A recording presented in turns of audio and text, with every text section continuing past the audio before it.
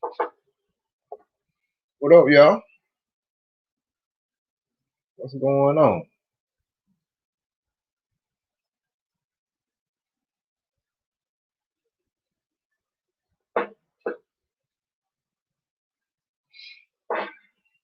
Y'all up too?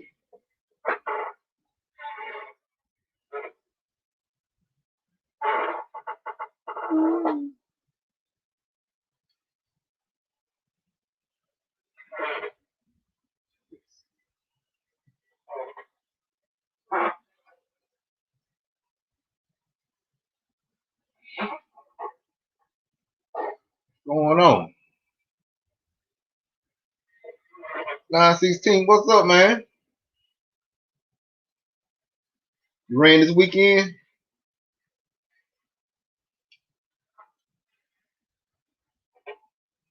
916, did you run race this weekend? What's up, y'all? What y'all got going on tonight? Just talking, man.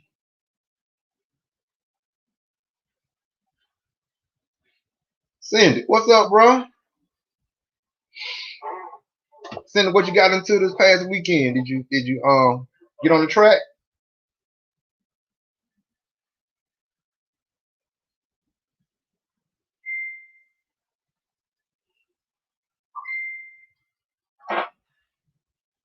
What y'all did this past weekend? Y'all run any?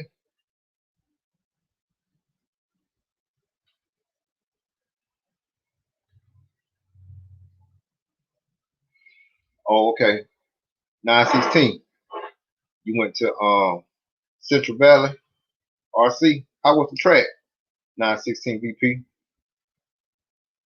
GWT 181. What's going on, bro? You all right? Jeff Perry, what's up, man? What's going on? What y'all getting into?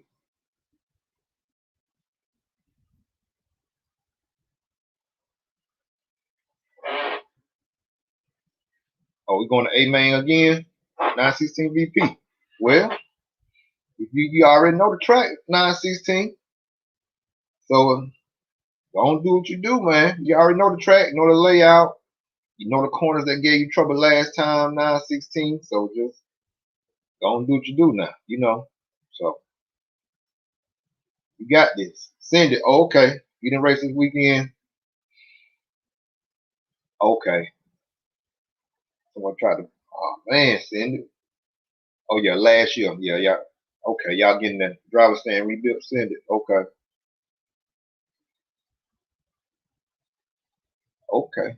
So this weekend, y'all gonna finish up, change the track layout. That sounds like a plan. Cindy, y'all got some people coming up to help. Cindy, what's the name of your track? What's the name of your local track, Cindy? Might have to take a trip.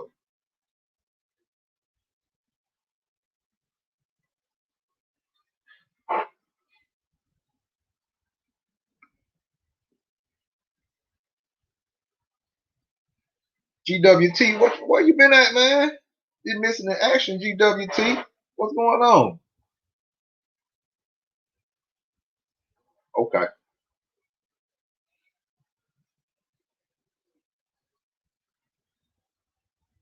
So Cindy, how y'all gonna do the layout?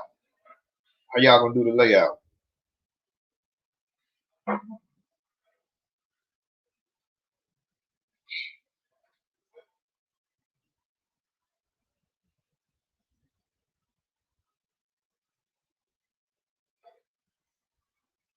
St. Louis, okay.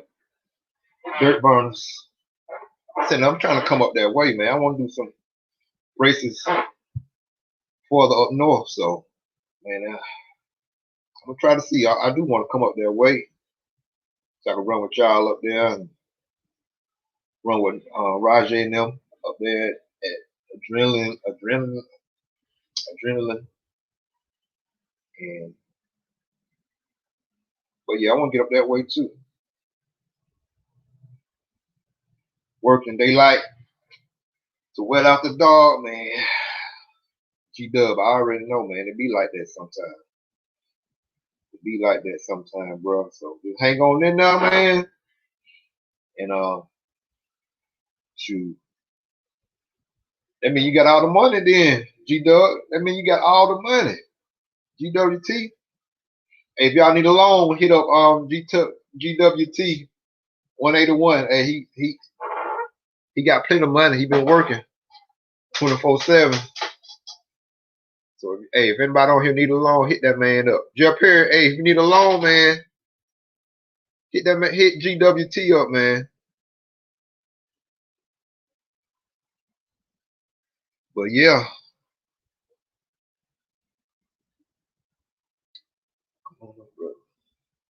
But yeah, send it. Yeah.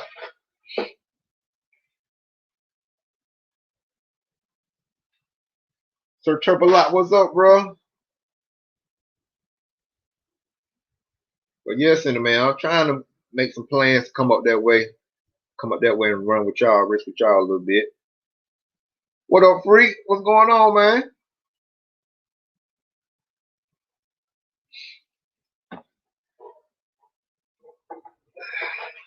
Taz, what's up, bro? Taz, where you been? You been kind of quiet lately. Bob RC, what's up? Man, good to see y'all for real, man. It's good to see all y'all in here. It's good to see all y'all up in this thing. Y'all hit that thumbs up. Y'all know the drill. Ain't nothing new. So yeah. Yeah, send us. Hey, GWT send us said he need a grant, man. I know you got it. I know you got it. So, Turbolot, what's up, man? Where you been at? Turk, what you got going on?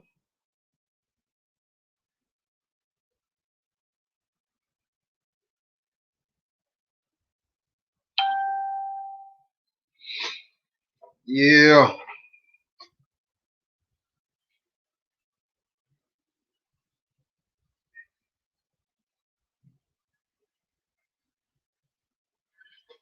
But yeah, man. So yeah, y'all. I was just hollering at y'all today, man, just to see what's up with y'all. Um,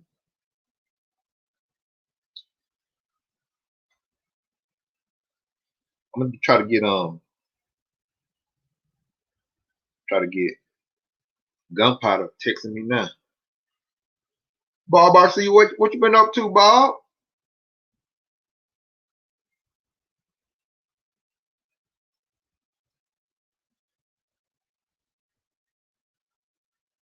Trying to get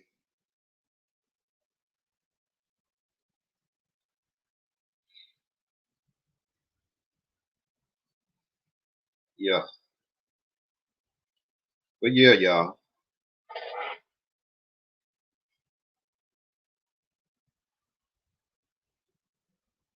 Oh, Turk, about that. Turk, you pregnant? You about to have a baby, Turk? Okay. What?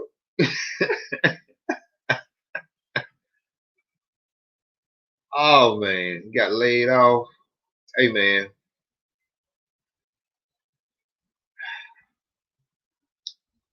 bro, we're gonna pray. It's gonna work. Everything gonna keep going the way it's been going. Even though you know, in between jobs, we just pray that everything continue to go and flow like it's been going for you, Turk. And bro, just keep your head up. Don't get discouraged, man, and just keep on. You know what I mean? We gotta keep on doing what we gotta do. You know what I'm saying? So, but it's gonna work out for you, bro. Don't get discouraged. You know you got the baby on the way, and you just got laid off. So, hey, it's gonna work out, bro. It's gonna work. Keep your head up, Turk. It's gonna work out, man. It's gonna work. It's gonna work out for you good. Just been chilling, Bob. Bob, you ain't bought nothing new? Freak, you ain't bought nothing new over there?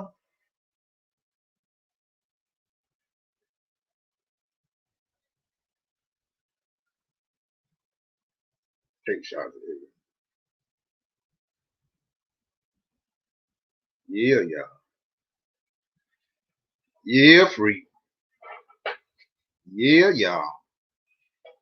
That's my word. Tyrone, man, I would love to go to Silver State, but maybe next year. but not this go round, Tyrone. Maybe next year I plan it out. Maybe I can go. Maybe I can go to Silver State next year. There would be a race, man, because they got the track right there in the casino. And then if I keep saying, yeah, y'all, at Silver State in the casino, we can get as many drinks as we want. You know what I'm saying? Ain't that right, free? We can play drinking games all night in the casino. You know what I'm saying? Nuclear crypto, okay, busting up in here with your new Mugen. Crypto got him a new Mugen. NBX8. Crypto, what you got it? You already built it and everything, crypto?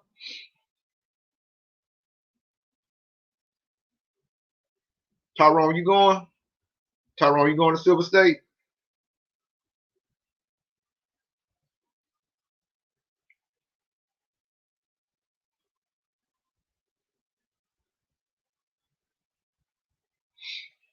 But yeah, y'all.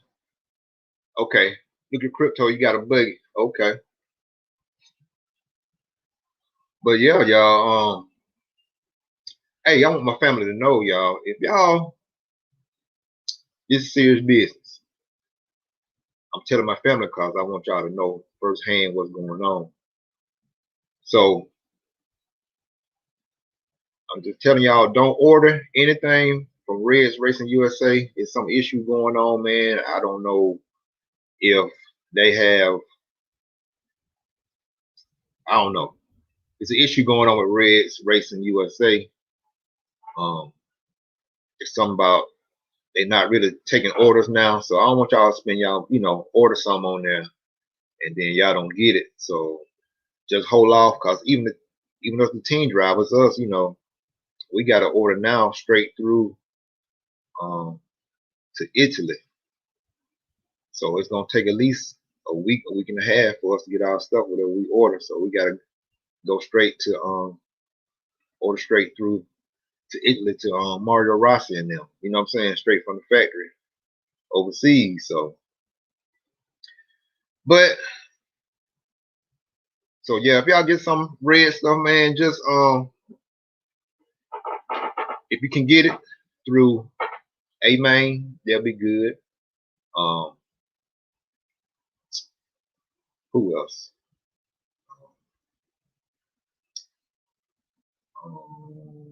Absolute Hobbies. You can get some red stuff through Beach RC.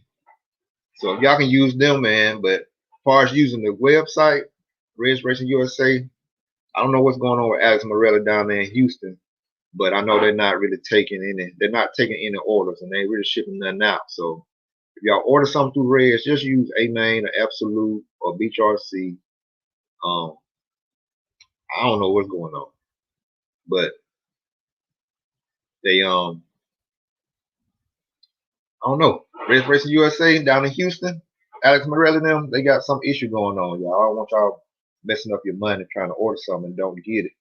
So I'm just telling y'all now, if you order something, use A Main or use Absolute, Beach RC, all the major hobby shops, online hobby shops, or either a guy named Shane Berry, he carries some red stuff.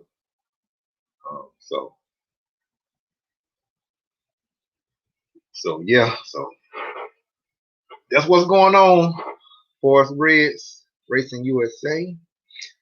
But yeah, we just have to, we gotta get our, like I said, we gotta get our stuff straight from Italy. So yeah. Hey, Gunpowder, man, come in on the live. I'm gonna put a link in the description. If y'all want to come in on the live, man, y'all can come on in. We can just chop it up, talk about whatever y'all want to talk about. But that's the one thing I wanted my family to know is Reds Racing is really not taking any orders, and I don't want y'all to try to order something through them, and y'all want to get y'all order. So yeah, just want y'all to know that, man. I don't want y'all wasting your money.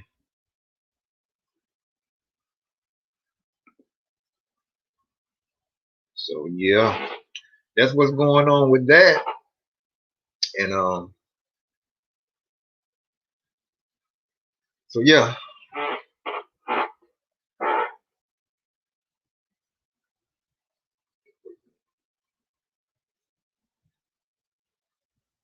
Well, Gunpowder got some dental work done today.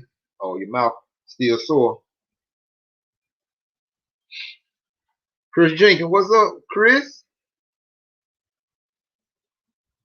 Chris Jenkins? What's up with you?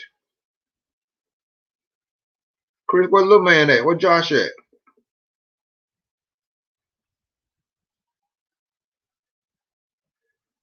Yes, Cindy, I know you ain't got a Reds. You got the Alphas and the Maxi Cinco 2.0. Cindy, you got enough going on. You got enough going on. But yeah. But yeah, y'all, that's what's going on with Reds and Tyrone, yeah. Yeah, I'm gonna try, yeah. Tyrone Robinson, yeah. I'm gonna try to make the the Southern Nats and AMS. So yeah, we can catch up then, Tyrone. We'll catch up then. Yeah, that's right, Jeff Perry. Yeah, Cindy do got the Max 3.0 also. Yeah.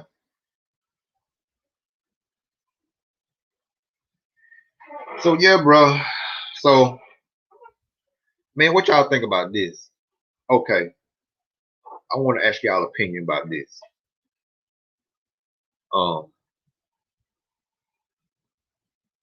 Okay, Chris. Okay, but yeah. So what y'all think about? Okay, when I was at PNB, now I was up there practicing. I came down off the stand, and I heard a pro driver. I heard a pro driver, a world champion, dog cussing out his dad over something going on with the car. Something I couldn't catch all the conversation, but T Mac, what's going on? T Mac, what's up, bro? But yeah, like I said, I heard. What up, Freak? Hold on, Freak. I'm gonna bring you on in. I'm gonna ask you. I'll ask you what you think about this. Okay, but bro, hey, like I was saying, when I was at PNB, I heard a pro driver just dog cussing. This a world champion now. Dog cussing his dad out. I don't know what happened, went wrong with his car or whatever, but I'm talking about just going off. You know what I'm saying? And it was little kids around and everything. What you think about that? You think since they're pros, should they be in kind of consequences for stuff like that? Now I understand totally. It be in the heat of the battle, you know, trying to get stuff together. But what you think, Freak? What you think about that? Them guys are there to win. We all know that, but still, there ain't no need for all that cussing and swearing, especially at your parents. Shit. Man, if I was that dude's old man, I'd have slapped the taste out his mouth. Freak, I almost hit him for his daddy. You know what I'm saying? Pow, pow, pow. Done, Man, son. I'm talking about it wasn't nothing. It wasn't like, man, just swearing just cause he messed up or something. It was like they was going back and forth, and his dad was kind of like he was embarrassed. You know what I'm saying? You know how you walking behind somebody that's going off on you, and you kind of got your head kind of like, oh my god, you know what I'm saying? But they was going back and forth. But man, hey, look at here. Your Reds racing issue. Okay, so the reason why you can't get nothing from Reds from Alex Morelli is just about out of all of his product. He can't get nothing. That's why he's not taking any more orders in. I've talked to Alex already personally. I actually had a phone conversation with him the other day because my first generation Reds R5R, I'm trying to get a set of bearings, a piston, rod and sleeve rebuild kit for it. And he can't get me nothing. So I said, Seriously. I said, what the hell's going on? He's like, right now, they can't even get no product from Mario Rossi's factory into the U.S. I mean, everybody knows that Alex Morelli is the only U.S.-based distributor for, Reds Racing products here in the United States. So anything that you order in the U.S. is all going to come from Alex Morelli's hobby shop. And right now, he can't get anything. If you guys noticed, look on AMA and all their engines, just about everything's back ordered. Horizon, everything's back ordered. Almost everything low C, everything back ordered. What's going on now with COVID? All the shipping and overseas stuff is starting to catch up with all the distributors. Reds themselves also talked with forgot his name. It'll come to me. But FX engines, all out of stock. Yeah, I heard about them. I heard about FX stuff out of stock. What's happening is I think they have a product issues, materials. What the product issue is so they run a lot of DLC coating on all their cranks. They can't get nothing DLC coated right now. That's like the major thing going on with all the engine manufacturers. So all the engine manufacturers, especially like Reds that run certain engines with DLC coating and all that, nobody can get no DLC coating done anywhere for whatever reason. Chemical products out of stock or out of the factories, they can't get it shipped in for the companies that doing the DLC coating. That's what's holding up a lot of the engine manufacturers. They got all the parts to put the engines together, but a lot of them that use the DLC coating for certain engines, it's holding up all their cranks from all their engines being assembled and then boxed and then shipped out to where they gotta go. Yeah, man, it's some of that too, but that's pretty much what the majority of everything is now. Everything COVID, when COVID first hit, you were still able to get stuff, but that was like everything that was overstock in the warehouses, even though it was still taking a while on shipping. But now what's happening with all the employees being laid off in different factories, certain factories being shut down for certain things and everything, now that stuff is all starting to come into play. But I do know it's trying to play just through just through our team chat, Reds Racing team, that's going on too with the materials, like I said, with DLC coating crank, there's stuff going on too. But I think it's some a little bit more internal stuff. It is. There's some also stuff going on in the Reds factory right now. No, I'm talking. It's with down in Houston. You know what I'm saying? Not with. Oh yeah. They have enough to order straight through to Italy. You know what I'm saying? So we just bypassing Houston altogether. You know what I'm saying? So it's a little bit more going on.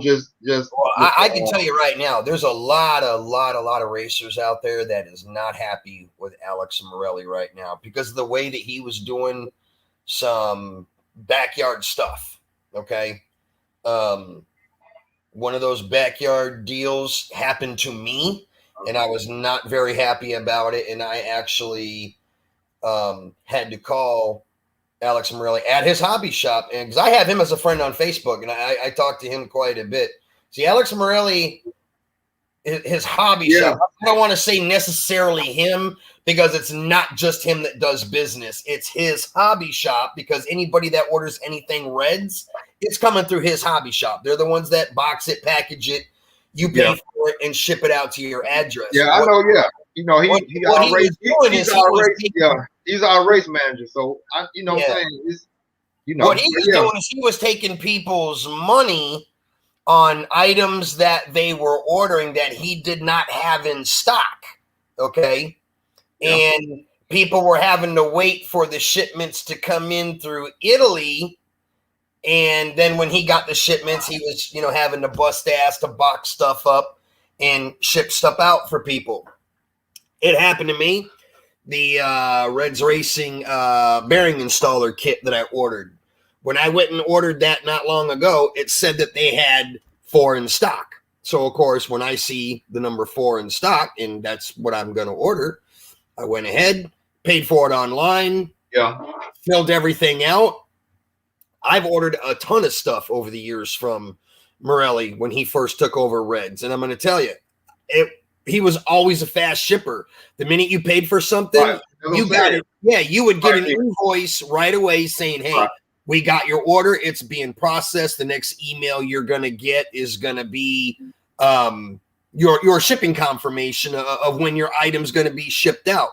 I thought it was kind of strange when I ordered that bearing installer because I paid for it, but I didn't.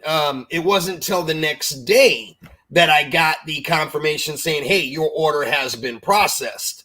That should have normally happened when I first ordered it the night before, which didn't. Then the next following day, because it was also during the week, that next following day should have been an email saying, here's your check number. It's been shipped.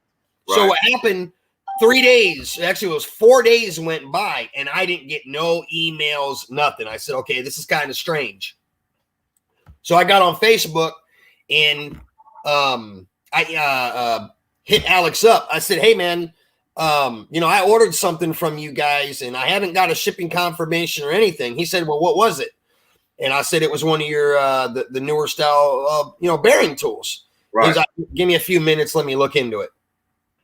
So about 5-6 hours go by and he messages me back on Facebook saying, oh, I'm still trying to find your order. I'm not sure what's going on, but I'll have an answer for you the next day.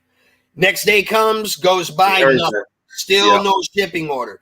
I get back on there. I said, look, dude, I don't know what's going on. I said, but see, now, mind you, this is 5 days going in from the day that I placed the order online. So I'm in a lot of the RC forums and I'm hearing all the same stories where it wasn't just me. It was multiple people ordering motors, E-word motors, nitro engines, bearings, pistons, rods, all that stuff. Nobody was getting any shipping confirmations of anything being shipped or going out. So now 6 days have gone by. And normally in 6 days, I would have placed my order and within 4 days already had that product shipped to my front door. We're 6 days in and I haven't heard or seen anything. So I emailed Alex back and I said, look, bro, I don't know what's going on, but if you guys can't ship me my product, refund me back my money and I'll go buy, a Hootie one through A-Main or something somewhere else. I said, I can't wait no longer. I need it now. He's like, oh, well, here's what happened, man. He's like, we have them coming. You're at the top of the list. I found your order. He's like, as soon as I get the shipment in, yours is going to be on one of the first shipments of products to go out. And I'm like, whoa, wait a minute. I'm like, so you're telling me you don't have the bearing kit there in your hobby shop? He's like, no. What happened is the shipment was supposed to be here a week ago. It never came in. We're still waiting on the shipment to come in. Soon as we get it, we're supposed to have 4 on the truck, and that's why it showed a quantity of 4 in stock. Yeah, you know how it goes. They get so many in at a time. But still, if like I say, if I order or any other team drives order something, at least you get a notification saying, this is delayed or whatever, whatever. Here's what I told Alex. I said, I understand you don't want to lose these sales, but on the flip side, bro, you're kind of taking people's money and you don't even have the product in stock. So what happens now that you have all these people's money that's ordering stuff, and let's say that shipment that you're waiting from Italy gets held up in customs for another week, 2 weeks, a month, or totally gets lost and never makes it to your hobby shop. Granted, the only thing you're going to have to do is you're going to have to go back and refund everybody's money that went, and ordered all that stuff. Yeah. But now you're going to piss off a lot of customers, and that's a good way to lose business. So, like I said, I don't know if this ain't a bad session for Red. No, I mean, I'm not trying to bash them. I'm just saying that's what's been going on. So I think what happened now, I think Alex got a little bit smarter, and now that he's running out of product, he's just not going to take any more orders until he knows he has the stuff in his hobby shop where his guys can, pull the tickets, fill the order, and get it shipped out. Well, yeah, man. Like I said, I just talked to him the other day, and that's what he was telling me. He's like, I am not shipping anything out right now, not taking no orders, because I don't have what you need in. And he's like, we already had our issue with the bearing puller. I don't want that. And I said, hey, I appreciate that, man. I said, that's why I'm calling you ahead of time, just to find out, do you have the stuff in stock? Because I know you're not the only one that this is happening to and running out of product and all that. If you got it, cool. If you don't got it, you don't got it. But yeah. So yeah, like I said, they probably in the process of trying to restock what they can right now. Like Cindy said, it just depends on all what we are looking for as far as like product that we need. But yeah, it would have been nice to know before time. You know what I'm saying? Yeah. And it's not even just Reds that it's happening to. It's happening to a lot of companies. Like I said, I heard today FX was going through the same thing. Matter of fact, I know FX have, they like pretty much got like 4 engine makers or whatever. No, FX is all done in house. The reason why I was going to tell you, so David RC, right? He's a big FX guy. So me and him had a conversation, and he was the one that was telling me. So he wrote an email to them, and they fully gave him a very detailed email back. Matter of fact, if you go to David RC's YouTube, he just put a video out on it talking about they're one of the companies that is all the FX engines are on back order and back stock because most of their engines their cranks are all DLC coded. They can't get none of their cranks DLC coded right now. So they're not selling no engines because they're not going to ship their engines with non-DLC coded cranks. I mean, they could, but that's not how they do their engines. Just like the K501, 301, the ESs, I think all have the DLC coded cranks, and because they can't get their cranks DLC coded, they're not putting out any engines right now. He did a nice, very detailed YouTube video on that.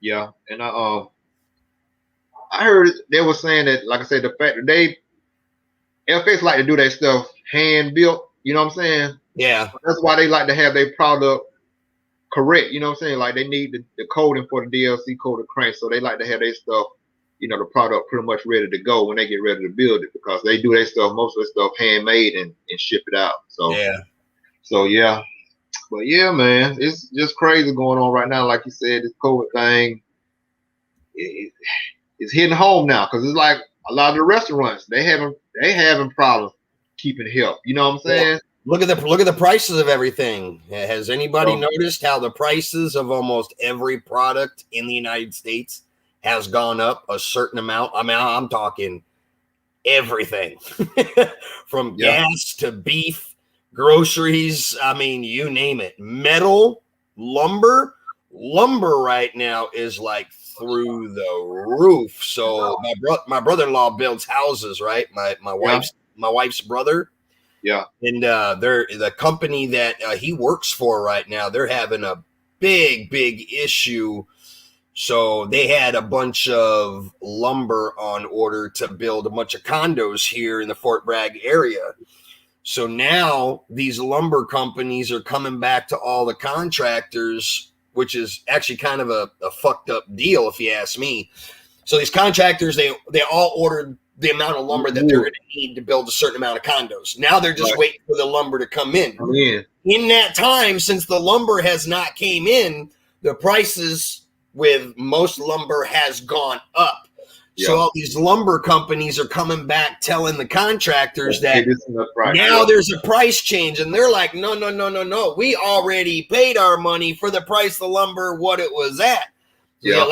A lot of companies are trying to rebounce, on their deals and charge extra money now. So now a lot of contractors are having problems, losing business because now they can't get lumber on deals that were already ordered. They've been waiting on some of this stuff for like weeks, months, waiting to get these shipments of this stuff in. And now that everything, the prices of everything's going up everywhere, a lot of these companies now want to try to renegotiate their deals, on like lumber.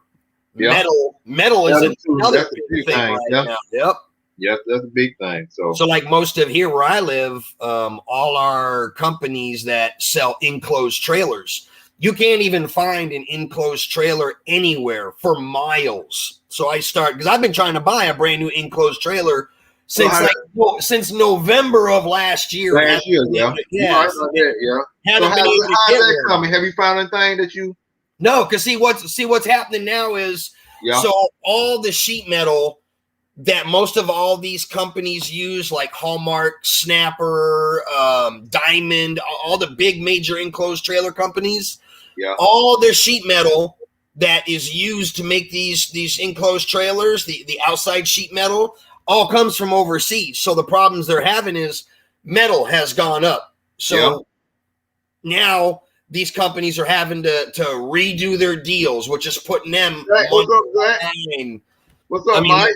They're just having all kinds of problems. But like metal is like one of the worst deals right now. Yeah. So it just, man, this thing is getting crazy, man. Like I said, it's kind of just hitting home, and it just, like I said, it's just crazy with how people not really, wanting to work for real. They rather stay home and get the easy money, even stimulus checks. You know what the problem is? That's a big thing here where I live. So, one of my wife's best friends, she works for the unemployment agency right here in the city. And I mean, a lot of these states on their unemployment, they're going to start going broke because everybody is riding unemployment. The reason why price of stuff is going up because you can't get nobody that wants to work. I guess by law, so this lady was over here at the house yesterday, and we were talking about it because she was asking me, she's like, "Do you work?" I said, "No." She's like, "You can get unemployment," and like, "Well, I can't because I get full retirement from the military. I can't draw unemployment." She's like, "You probably could. They've actually changed the criteria of it." And I'm like, "I don't need it. I make enough on my military retirement. I'll give it to people that need it." But point I'm getting at, what's messed up is because of COVID. Normally before, to draw unemployment, you had to have a certain amount of work history, this and that, and go ahead and do it. But now what they're doing is they're saying that all you got to do is tell the unemployment agency that you don't want to work because for the fear of your life of catching COVID. And as long as you have prior work history, they'll go ahead and give you unemployment. So now that everybody's finding that out, boy, they ride in the system like crazy. What's chopping? Man, we just talking, man. We just, how we do. We having that good old pit talk. We just talking about everything, man. Like I say, I had mentioned that when we was at PNB, I had heard a pro driver, man, a world champion, going back, cussing his dad out back and forth. It wasn't Spencer Ripken. Y'all know it wasn't Tesman. You know what I'm saying? But it was another world champion. You know what I'm saying? And it was just, and I was just saying, do you think, should there be, any repercussions because of doing that? Like I said, it was kids around and everything. And I was just saying they could at least just wait till they got back in the pits and then said whatever. You know what I'm saying? But so what'd they say? They were just dog cussing each other. You know what I'm saying? Oh yeah. The pro and his father were just going back and forth, and they were just dog cussing each other, bro. Like, wow. I'm surprised major RC companies, like if you're sponsored through Techno or HB X-Ray, Losi, whoever, they don't do like NASCAR or professional motocross companies do. You get in squabbles and all that, where they fine you money. They do. Trust me. Do they? They do. Yes. Listen. Go ahead, Zach. Look, there's a reason a lot of these guys don't say a lot of things, and there's a reason a lot of these guys say way too much on the internet. Oh, I'm sure. I'm sure.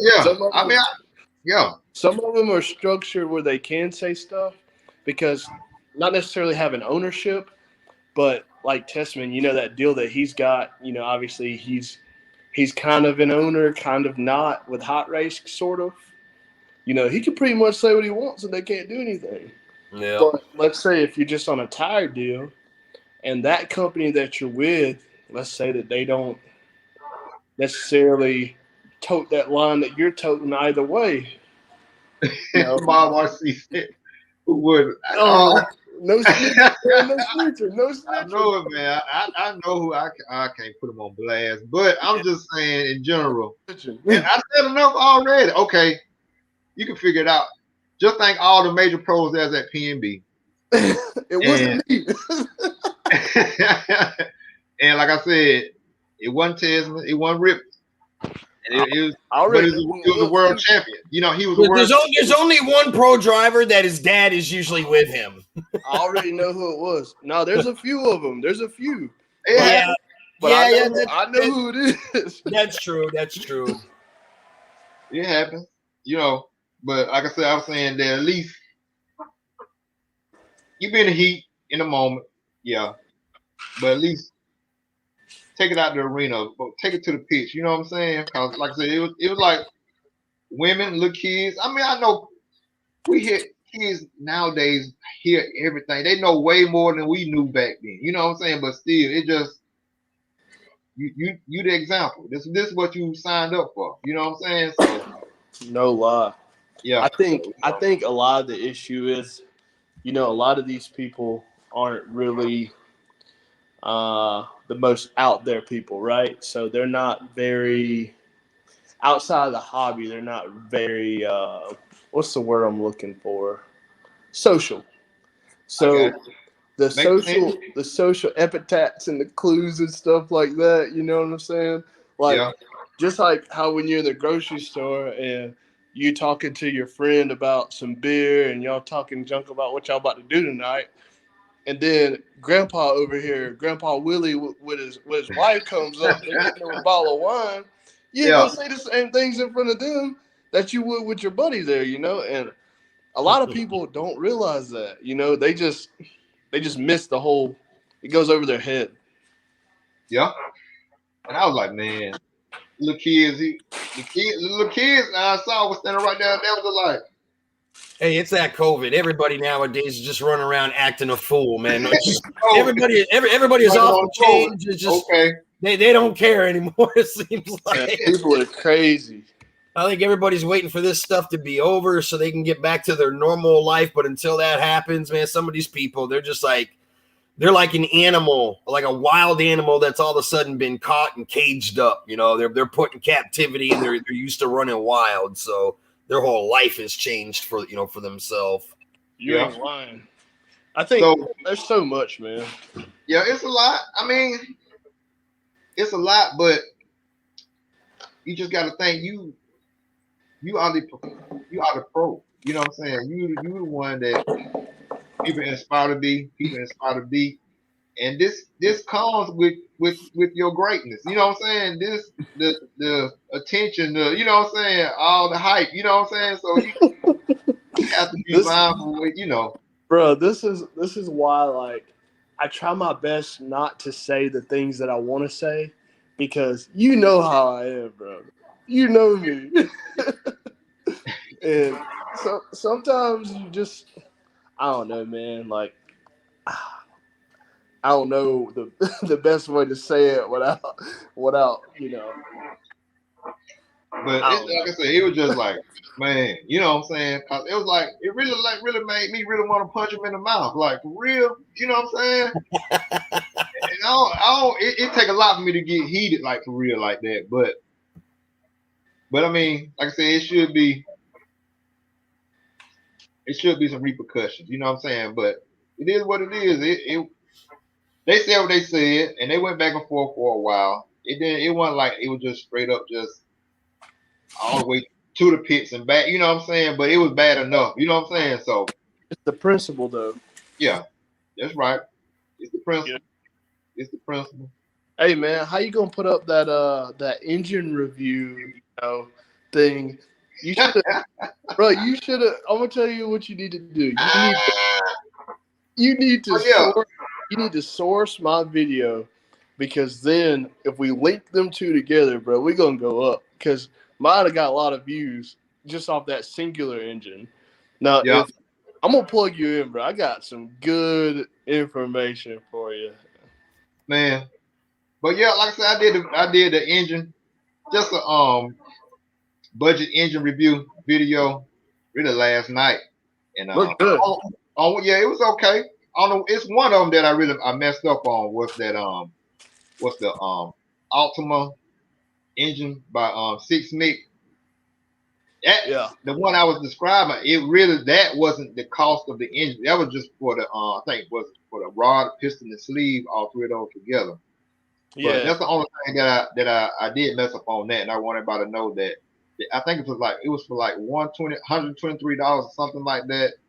That wasn't for the engine itself. That was for just the rod, piston, and sleeve, and the pin or something like that. They sold all together. But Man. other than that one, you know what I'm saying? It's good, man. Like I said, it's a lot of engines out there now that. Hey, when I saw your video last night, I said to myself, everybody must be getting bored on YouTube.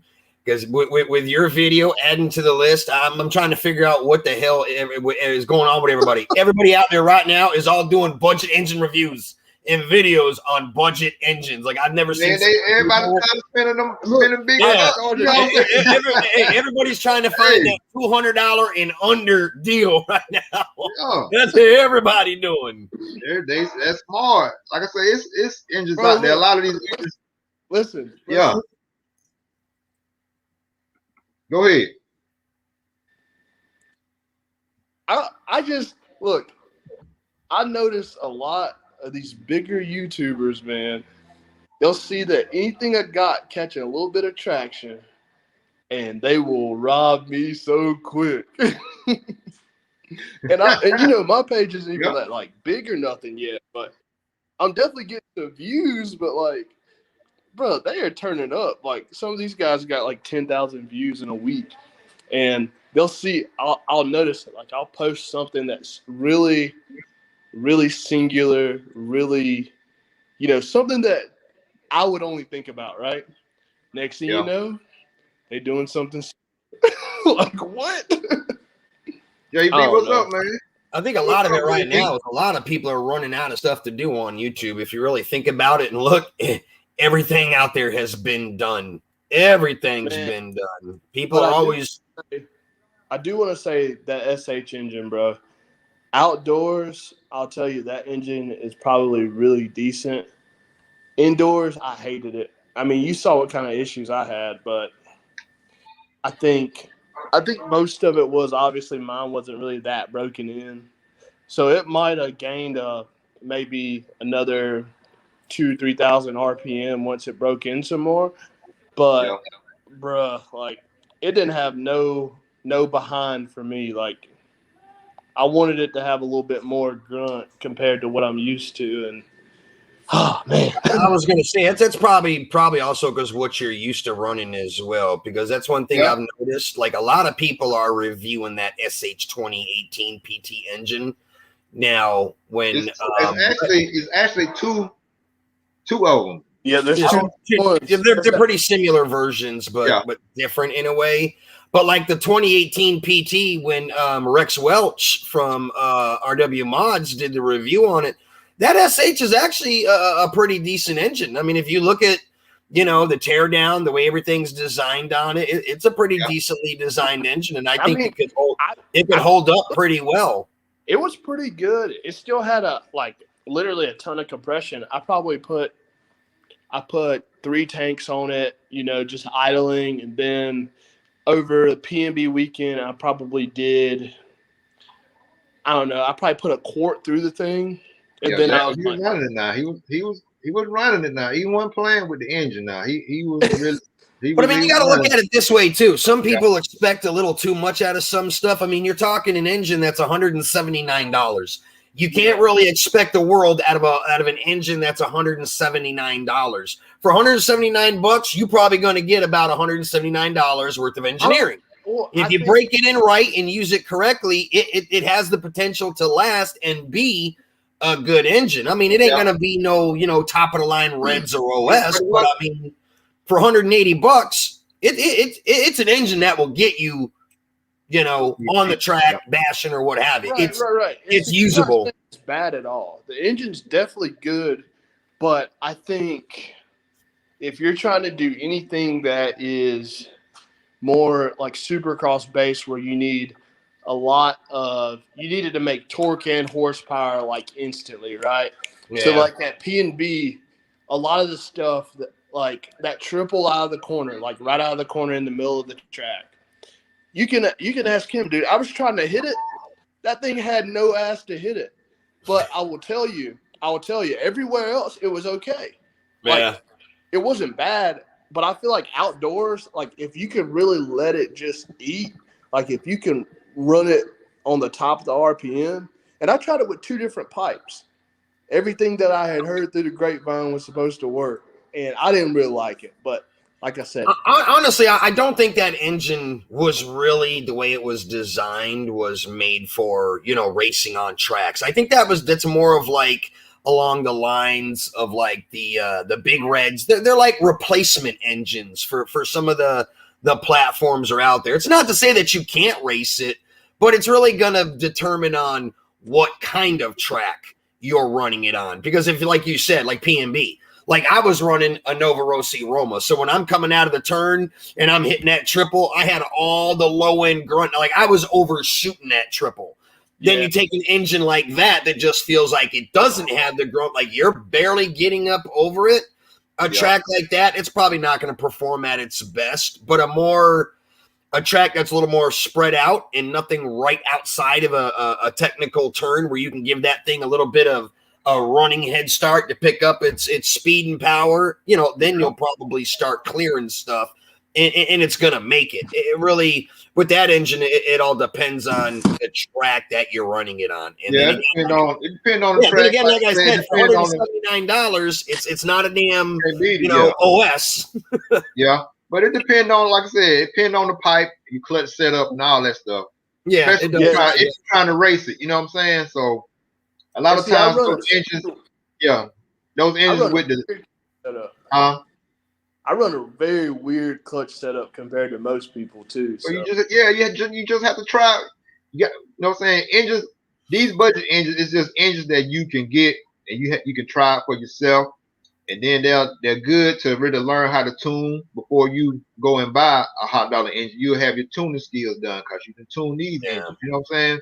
So that's pretty much what I tell everybody. Find you a budget engine, break it in, run it. If you jack it up and you blow it up, okay, you've got $179 invested in it, and not like an 82 where you got $600 invested in it. That's how I tell everybody, especially if you're just starting out. You ain't got to go out, especially definitely if you're not a racer. If you're just a straight basher, and I see that all the time, if you're just a straight basher, why are you going out buying $400, $500, $600 engines that, are pretty much designed specifically for some of the most radical tracks that, Bobby makes? It's like, get them budget engines and learn on them. Learn. If you got money to spend like that, I mean, and some people do, and that's why they do it. And see, for me, like I got a lot of people that like follow me and like to know like what will work, what can I get away with, because if you look at my setup, I don't run anything that's super pricey besides my engine, right?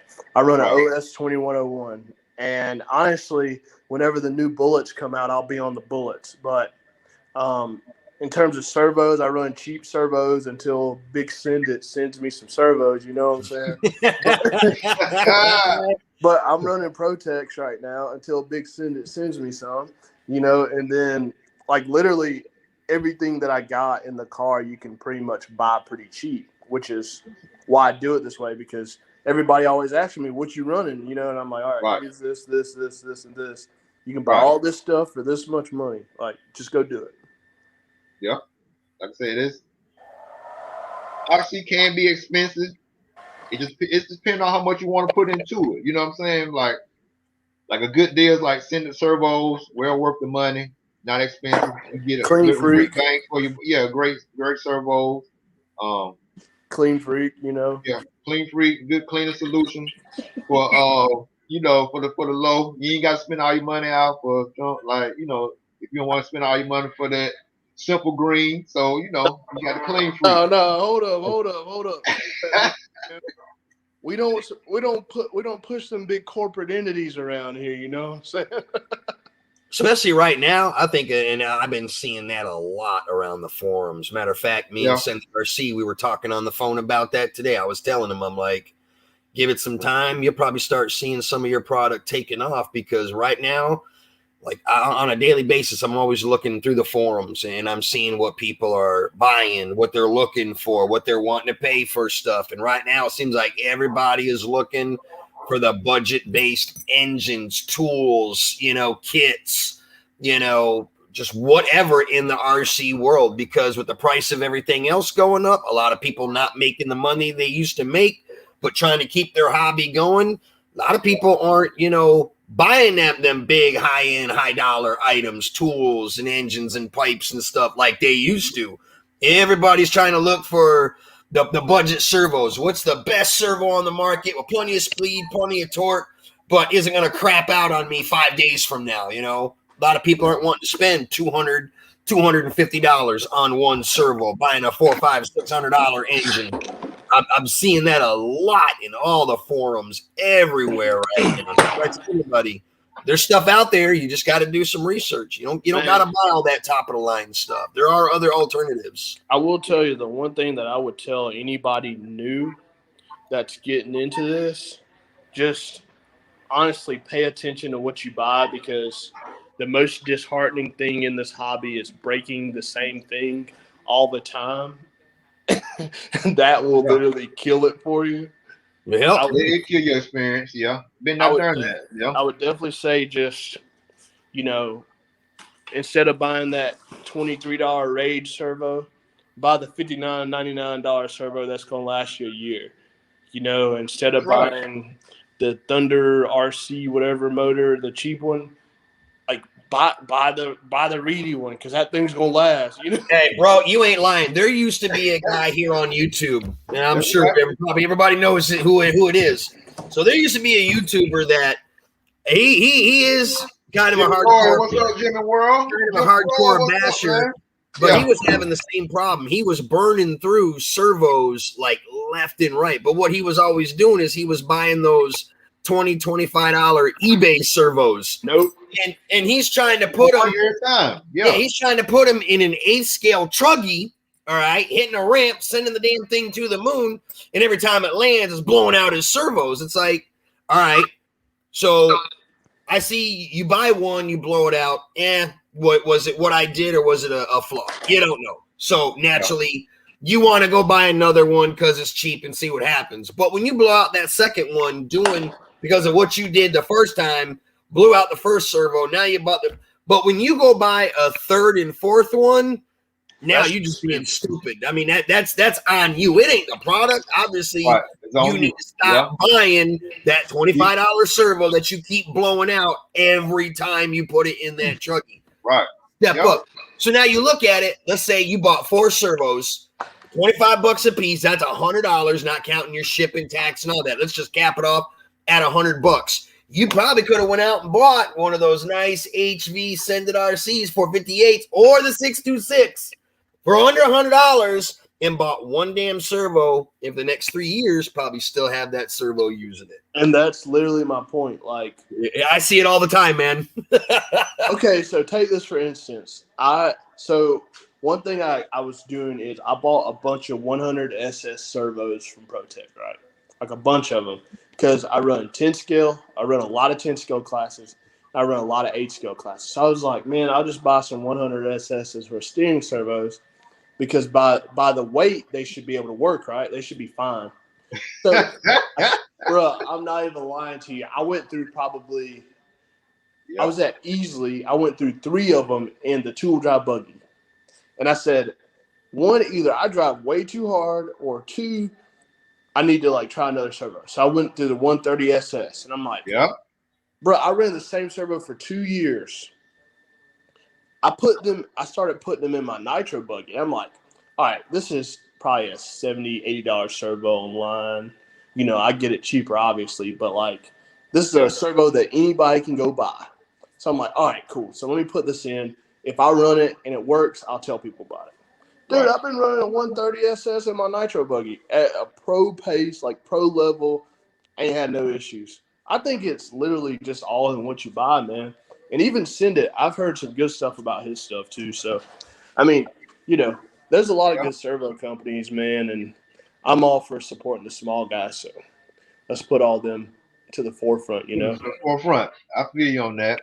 But yeah, man, like I said, when I was coming up, I didn't really know, what really to get. And like you, Zach, I went on and bought, the little cheapos with maybe 200 ounces of torque, you know what I'm saying, and went with that. But like you said, I was blowing them up left and right. They was going out. It really wasn't me blowing them up.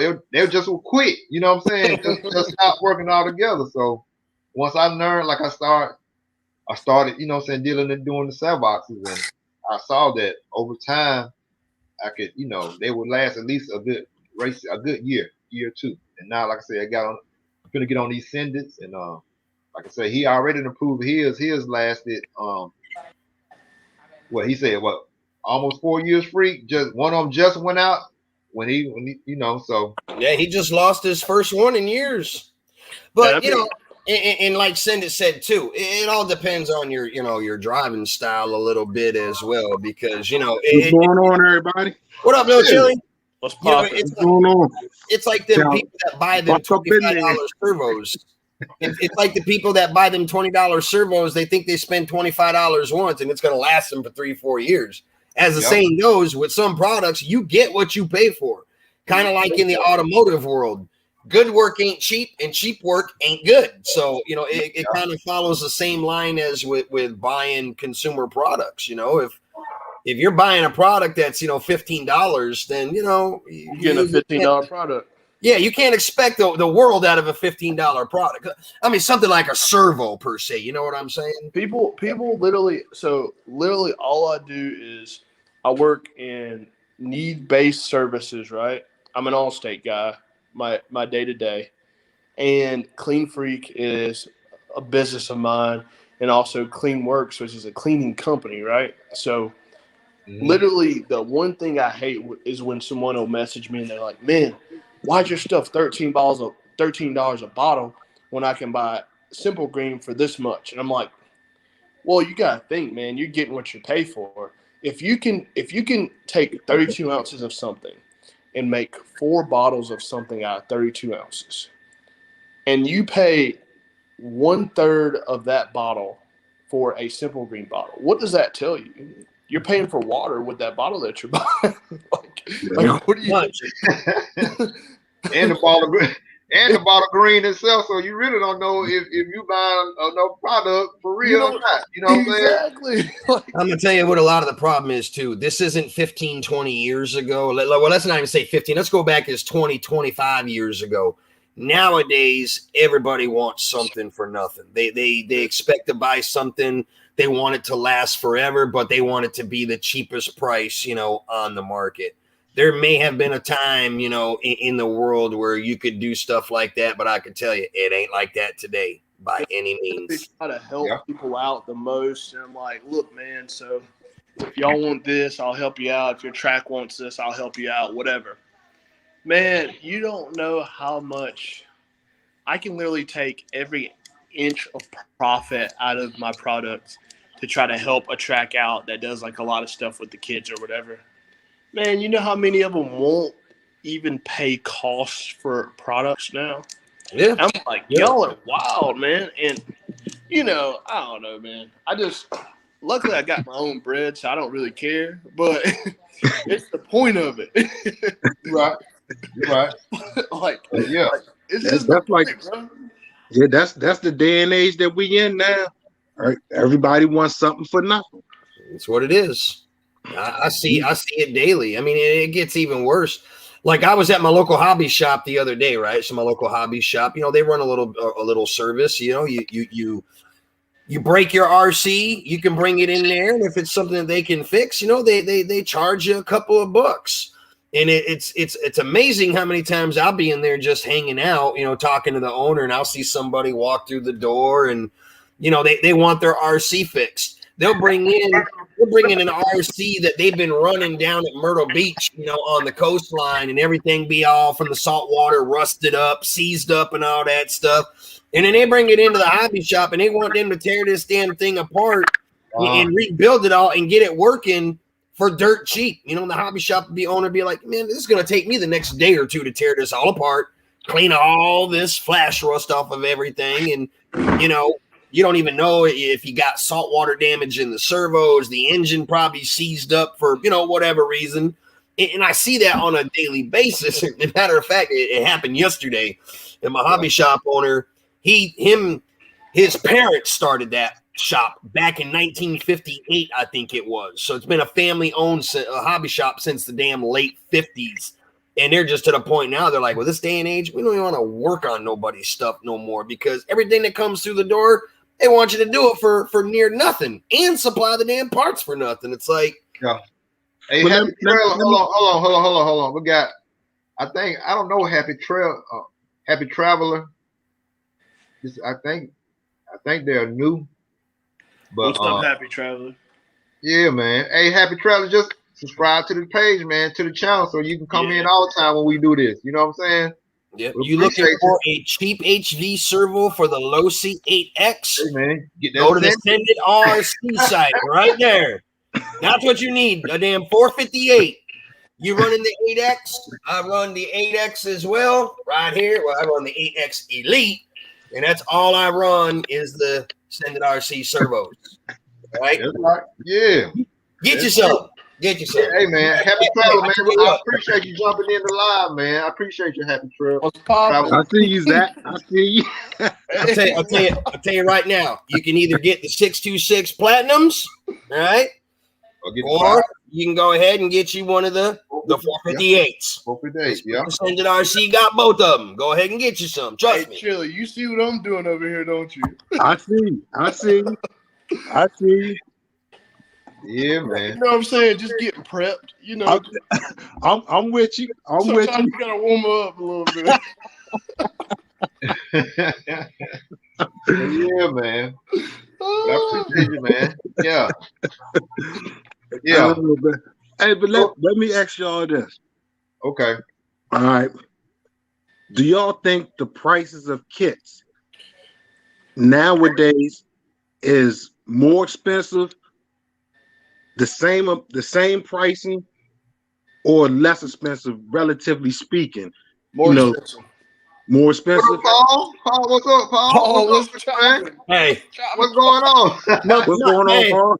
My man Paul Geisler there. Let me tell you. That guy right there had me rolling the whole damn P&B. Let me tell you.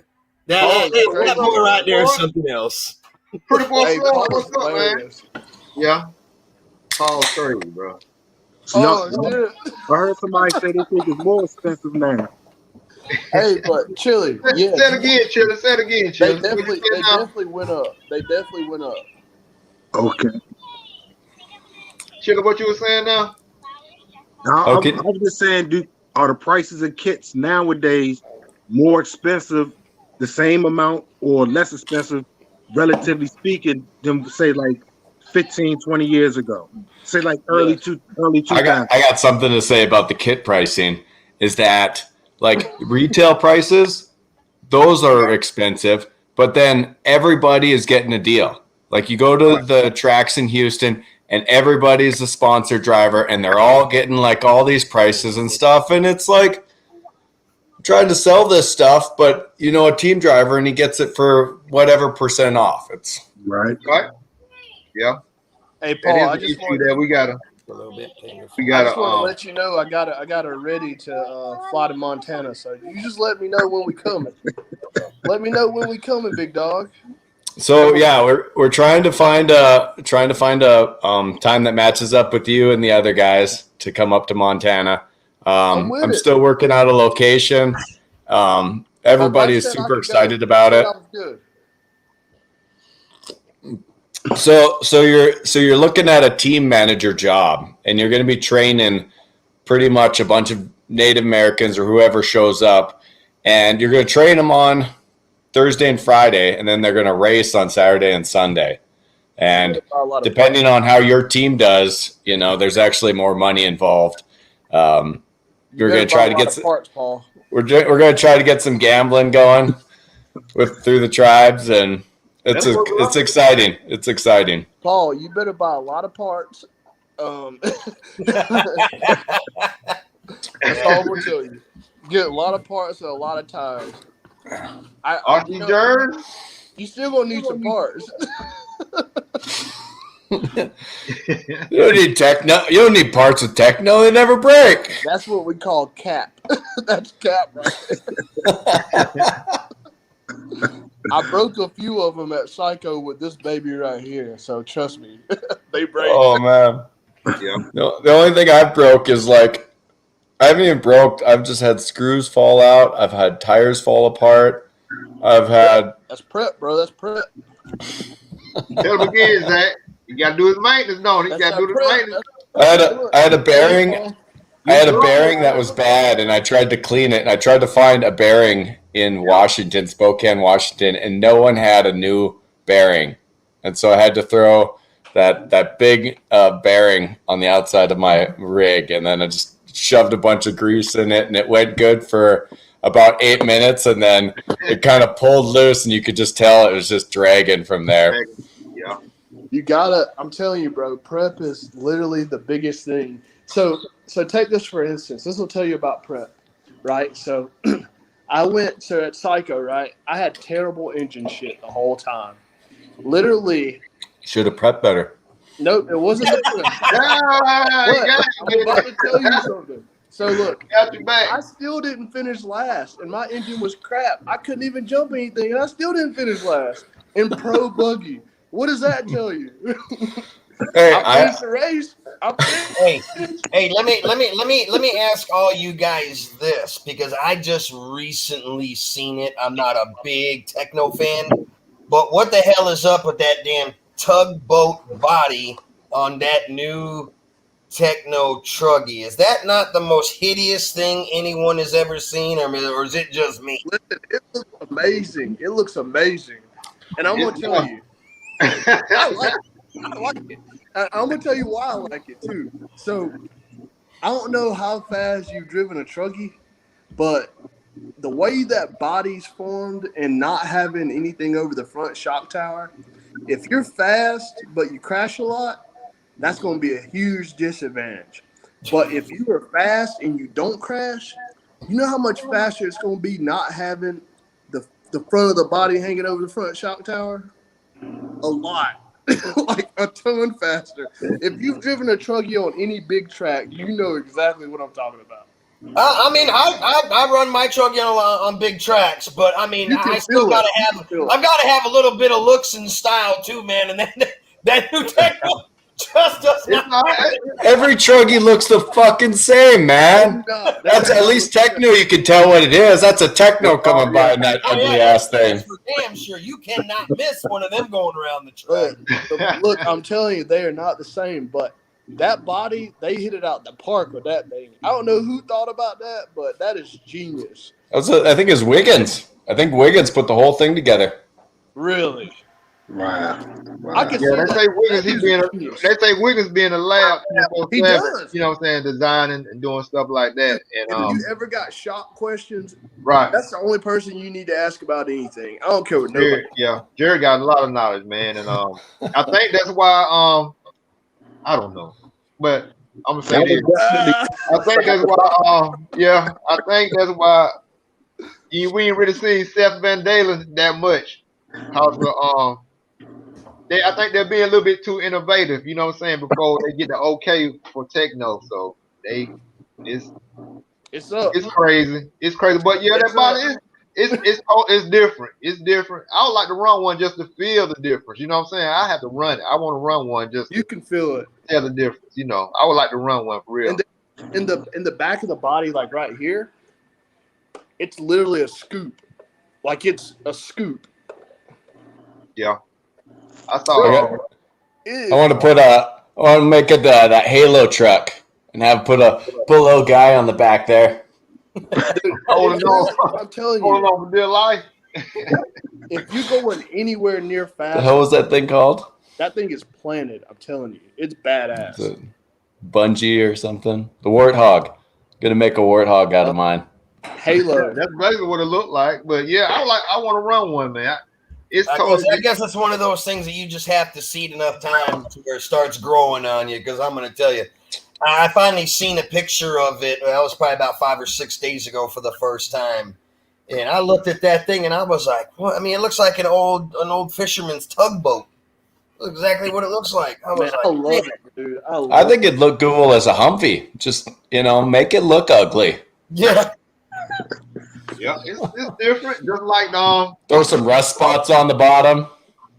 yeah, I done seen it be freshly painted bodies, but they painted like Paul said, like that old school rust style. You know what I'm saying? You're talking about the patina paint. Yeah, patina, style, it'd be like that, yeah. It's kind of like the kill shows. Kill shows have a weird looking body as well. To me, the front of the kill shows, it looks like just like a big old bubble coming at you down the track. Dude, it flows so good though, man. Like Gunpowder said, that S-Works body is more boxy. It's more old school. Yeah. Hey, look, them bricks look good. I don't care what nobody. Look, if you see an S-Works truck, that thing, they always look good. They can be plain white. You're like, damn, that's a good looking truckie. But yeah, Chillin', what you think about those engines, Chillin'? What you think about them engines?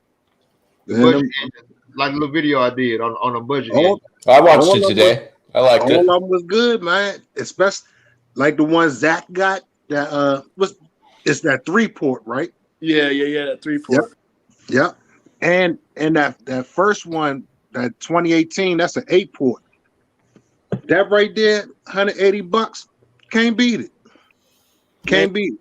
And like that $75 one looked pretty gnarly too. The track. It's like, yeah, you can't find parts for this. It's like $75 fucking man. Just buy a new one. The crazy thing is, I got one of them track stars, and Rex, he did like a little bit of mods to it and everything. And on a small track, it'll keep up with just about everything out there on a small track in a buggy. See, that's what I'm talking about, bro. Those engines are really good on tracks that aren't like have jumps right out of corners and stuff like that. You can get them turned up, or either you can tune them on the bottom. You know, they're good, but you ain't getting both out of them. No. They all look like long strokes, though. Yeah. That more power on the low end. Yeah. That track star, like I say, $75. That was the track star. Like I said, my partner got one just to see how it was, and like I said, it had some bottom end. Like we put a old school platinum 053 pipe on it on that track star, and man, it won the best. But it was eye open, like wow, you know what I'm saying? It would keep up, especially on a small track. It would keep up with any engine out there. Well, for $75, that thing's gonna come around my straight end, just pinging, bing, bing, bing, bing, bing, bing. That's what I do. I turned it up.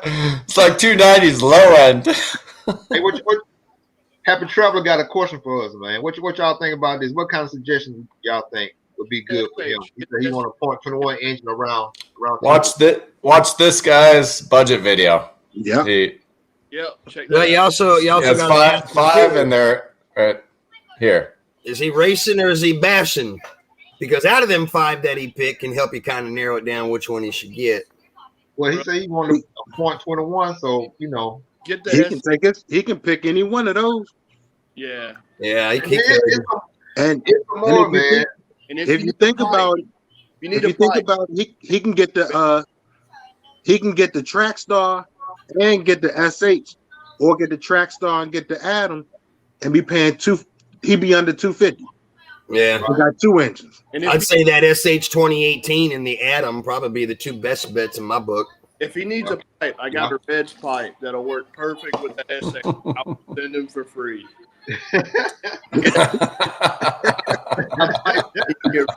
I will send this to you. Yeah. No one wants your old pipes. I'll send him a bottle of chemical too. If you want some cleaner, I'll send him that too. Yeah, man. Give me a free pipe, cost me $13 for a spray. I said I'm gonna give it to him for free. Oh. By the way, you need something to clean it. He said, Yep. Is it? Okay, what about? He got a question about the Nova Elite 5. Yeah. Oh yeah. The Elite 5 is a very good engine. That's a good. That's a It's around by the same price point with the Elite 5. BD4. You can't beat that. I don't know how you guys all feel about it, but this is what I've been telling people. Like when everybody comes into my live feed and I get the same questions. As much as a diehard Novorossi fan I am, I tell everybody to steer away from the Novorossis. Zach, by the way, I got me one of them nice little Adam Drake Novorossis to myself. But I tell everybody, really, like the newer guys coming into the game, stay away from the Novorossis because you know they out of business. You can't get parts for them anymore. So, I mean, unless you're just looking to own an Novorossi, yeah. But once you blow it up, that's it. You're done because you know they Novorossi don't exist anymore. Speaking of that, it seems like by the question, it seems like he probably already had one. Yeah. And, but he probably have his eye on one. But yeah, happy traveler, yeah, man. Like I say, just check out my latest video I dropped, and just for a suggestion, about $200. Like they said, the Atom motor, the Atom is kind of real similar to like a Nova Rosa. And out of those, like I said, if you want to spend about $230, this get you a pipe too. You can go with the Riz R5R. That's a real good one. See, I think that's a lot of another thing some people fail to realize too is I know a lot of these guys are asking, you know, budget engines, but I think a lot of them got to realize too, they got to factor in you do got to buy a pipe for it too, because not every engine comes with a pipe and header when you buy the engine. So when you're looking at a $200 budget engine, you're going to be at least $100 and some change for, you know, pipe and header. So you better set a budget for at least tax, shipping, all that good stuff, engine, pipe, header, all that, about $350 somewhere in there to cover everything. I think for new guys though, like especially if they're just starting out, Novorossis were probably the best thing I could have ever done because they don't tear up. You know, the tuning window isn't that huge. They're so cheap you can buy another one if it blows up. I mean, you see, I got like 5 of them here that I blowed up all 5 of them. Like, so I'll tell you about that too. See, he should have started with that crack saw. 180. You don't see how my motors be running, bro. There's a reason. Hey, RC. How many 180s does it take to get to an 82, man? Hey, RC Jers, I just had to come across a brand new mantra. He said, RC Jers, he said he got one of his buddies had one of these right here that had 15 gallons on it. And I'll be honest, I do love the Novorossi because I got this mantra right here and it ain't even been open. It's still damn sealed. Bro, I'm telling you, if I can find the best engine that I've ever owned was that Adam Drake Novorossi engine. Like that thing made the most power out of. I've got a 2101 in my nitro buggy, and that Adam Drake motor made more power than that engine. And I'll tell you, at Blue Ridge, dude, Blue Ridge had like the longest straightaway of your life, and I had that Drake. Oh, dude. I'm salivating thinking about it, bro. Like, I wish I could find a sleeve and a piston for it because I'll put that thing back together so quick. Hey, if you ever decide you get rid of that, Adam Drake Novorossi, let me know. I want to pick up another one. It needs a piston and sleeve, bro. Go. That's all right. Oh, just a piston and sleeve. The most expensive fucking thing on the engine. See, the one I got was actually Adam put a brand new piston rod and sleeve in that one and bearings. Boy, I'm sure glad I could save this crankcase. $40 crankcase. The cooling head is worth some money today because you cannot find those engines, bro. Adam Drake No Veracity is. Hey, that cooling head alone is worth more than the whole damn engine is. I'll tell you. Yeah, Rhonda Drake was like sending them out for like free the other like couple months ago. She's like, "Look at all this shit. We don't use them. We thought we'd use them." Yeah, about 6 months. About 6 months ago. You remember that? Yeah. And like, if it's not on your car, it's probably not going to be worth hanging around. Yeah. Well, what do you guys think about like the difference between, you know, this $180 engine and like the $700 Adam Drake combo? So what are people missing when they go from $180, like one little needle? No, they're missing a complete power curve. Like the power curve on a $180 engine, even to this $500 2101, is literally light years different. So the power on that engine, it literally makes power from 0 to 43,000 RPM or whatever it is. Those $180 engines, they ain't made to make power everywhere. Sorry, there's mosquitoes here. I live in the middle of the South. But there's a huge difference, man. Like literally making that triple at Psycho, making the middle triple at Psycho, I tried every tune on my engine, and I can tune a motor really well. My clutch was brand new, like everything. I could not hit the triple with the $180 engine. Big motor, bro, I wouldn't even quarter throttle when I was hitting that thing, throwing a whip over it. Like, what's going on? Yeah, it's just with the high dollar engines, like Zach was saying, it's more of a linear power. So if you squeeze it like a quarter, you'll feel it. You know what I'm saying?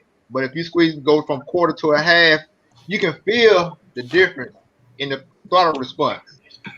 It's not like how people say some engines are like light switches, like you pull it like half throttle. Flip it on and it's full power. Boom. Full power, yeah. So with the high dollar engines, most of them are more linear. So you pull what you pull with your fingers, what you're gonna get. You know what I'm saying? You pull full throttle, you're gonna get full. But if you go a quarter throttle to a half, that's what you're gonna get. It's more linear power like that. You know what I'm saying? So, well, you have let's say a 7mm Venturi. Yeah. And you guys are saying that, are we getting good power from 0.5 all the way to 7? Are we getting better power from 0.5 to 3.5? So I run 3.5 to 7. Is the power on the early side of the pole or the late side of the pole with the square strokes? On this engine, on the 2101, I run a 7 or 6.5. But it's been the same forever. I think it's a 7. But it'll go 8.5 minutes, and the power is literally from 0 to 100. Like, you can do whatever you want to with that engine. Now, with the other engine, except make the triple. Exactly. So, with the $175 engine, I had the same size Venturi in it, and the power was either all the way at the top, where you had to kind of take your momentum and keep it rolling, if that makes sense, more than just that initial torque. Well, is that $180 motor or engine have a that middle needle or that middle setting? 3 needle. And are you able to change that around for any more?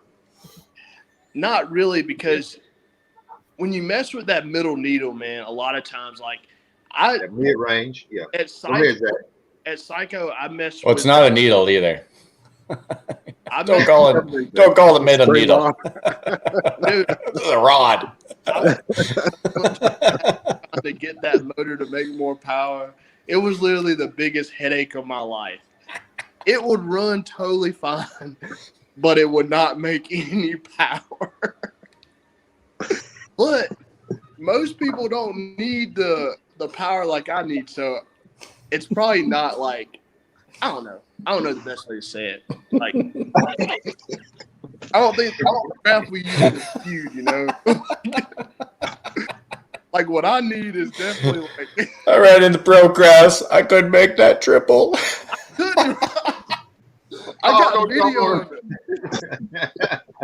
If you don't get it, Paul. Don't get it, Paul. I'm telling you, it was terrible. Like, but yeah, it's like man, it's when you get those a lot of those motors, budget motors, you have to watch out for that because a lot of them they do have like that all the power gonna hit at once. So that's why you gotta have your pipe right, and you still gotta have some kind of tuning on your clutch so it won't hit as hard. Like, cause I had how big a factor is the carburetor?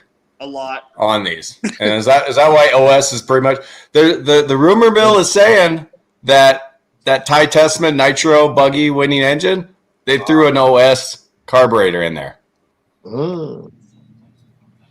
I could see that. Rumor mill. So I'll tell you from everything that I know through Bullet and through Nemo, from what I'm hearing, it's got a lot of different stuff on it. The Bullet motor, which is the same engine that he has, basically. What is that, FX? Yeah, he's running the FX, yeah. Yeah, FX is an OS, though. No, not really. Not at all. No, what I'm saying is like... Except for that carburetor that Gord put on. So Ty Tessman could win a fucking Nitro. Some of the parts. Damn FX carburetor won't hold a tune. Some of the parts are going to be used from other things. Ty Tessman was tired of missing triples, too. Hey, call it what you want. But yeah, man. But yeah, it's just all you gotta have your tuning on point.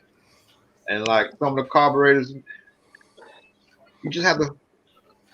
It's good to keep the harder ones on, just so to speak, just to help you tune at any situation. Like sometimes, like doing my main, I had my headsets on. I was about to go up, and my pit guy, he was saying, "Corey, your engine is running on. It's running on. It's running on." I was like, "Okay." So I told him, I said, "Doc, just fatten me up an hour on the low end," and it brought it down. So if you can learn to tune with your car, with a harder car, once you get a no Ross, or if you get a Reds or you get an OS, it just helps you out in the long run on your tuning. So, but sometimes they come from the factory all jacked up too. You know what I'm saying? A lot of times you might have to. That's what I wanted to talk about though, because I ended up just getting the block engine, and then I got the Adam Drake engine. Yeah. And they're easier for a new person to run because like you tune it at the beginning of the week, and you don't have to touch it again. Yeah, you ain't gotta mess with it. If you do, you only gotta turn it 2 or 3 hours on the top. If you Yep. And like that's the best part about an OS, bro. That thing turned on. I went from Knoxville, Tennessee. I went to Washington. That thing turned right on. Yeah.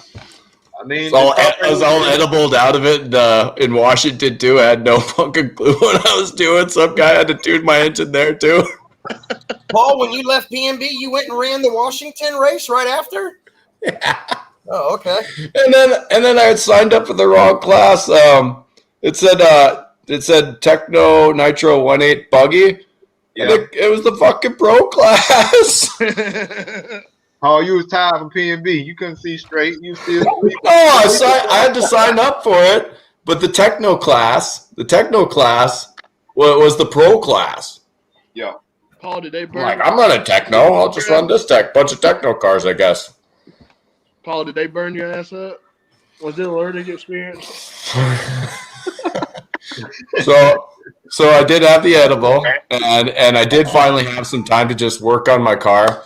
And I thought of this. It was really tight track. It had a lot of straightaways, and so I went super toe in on the rear, and then super toe out on the front.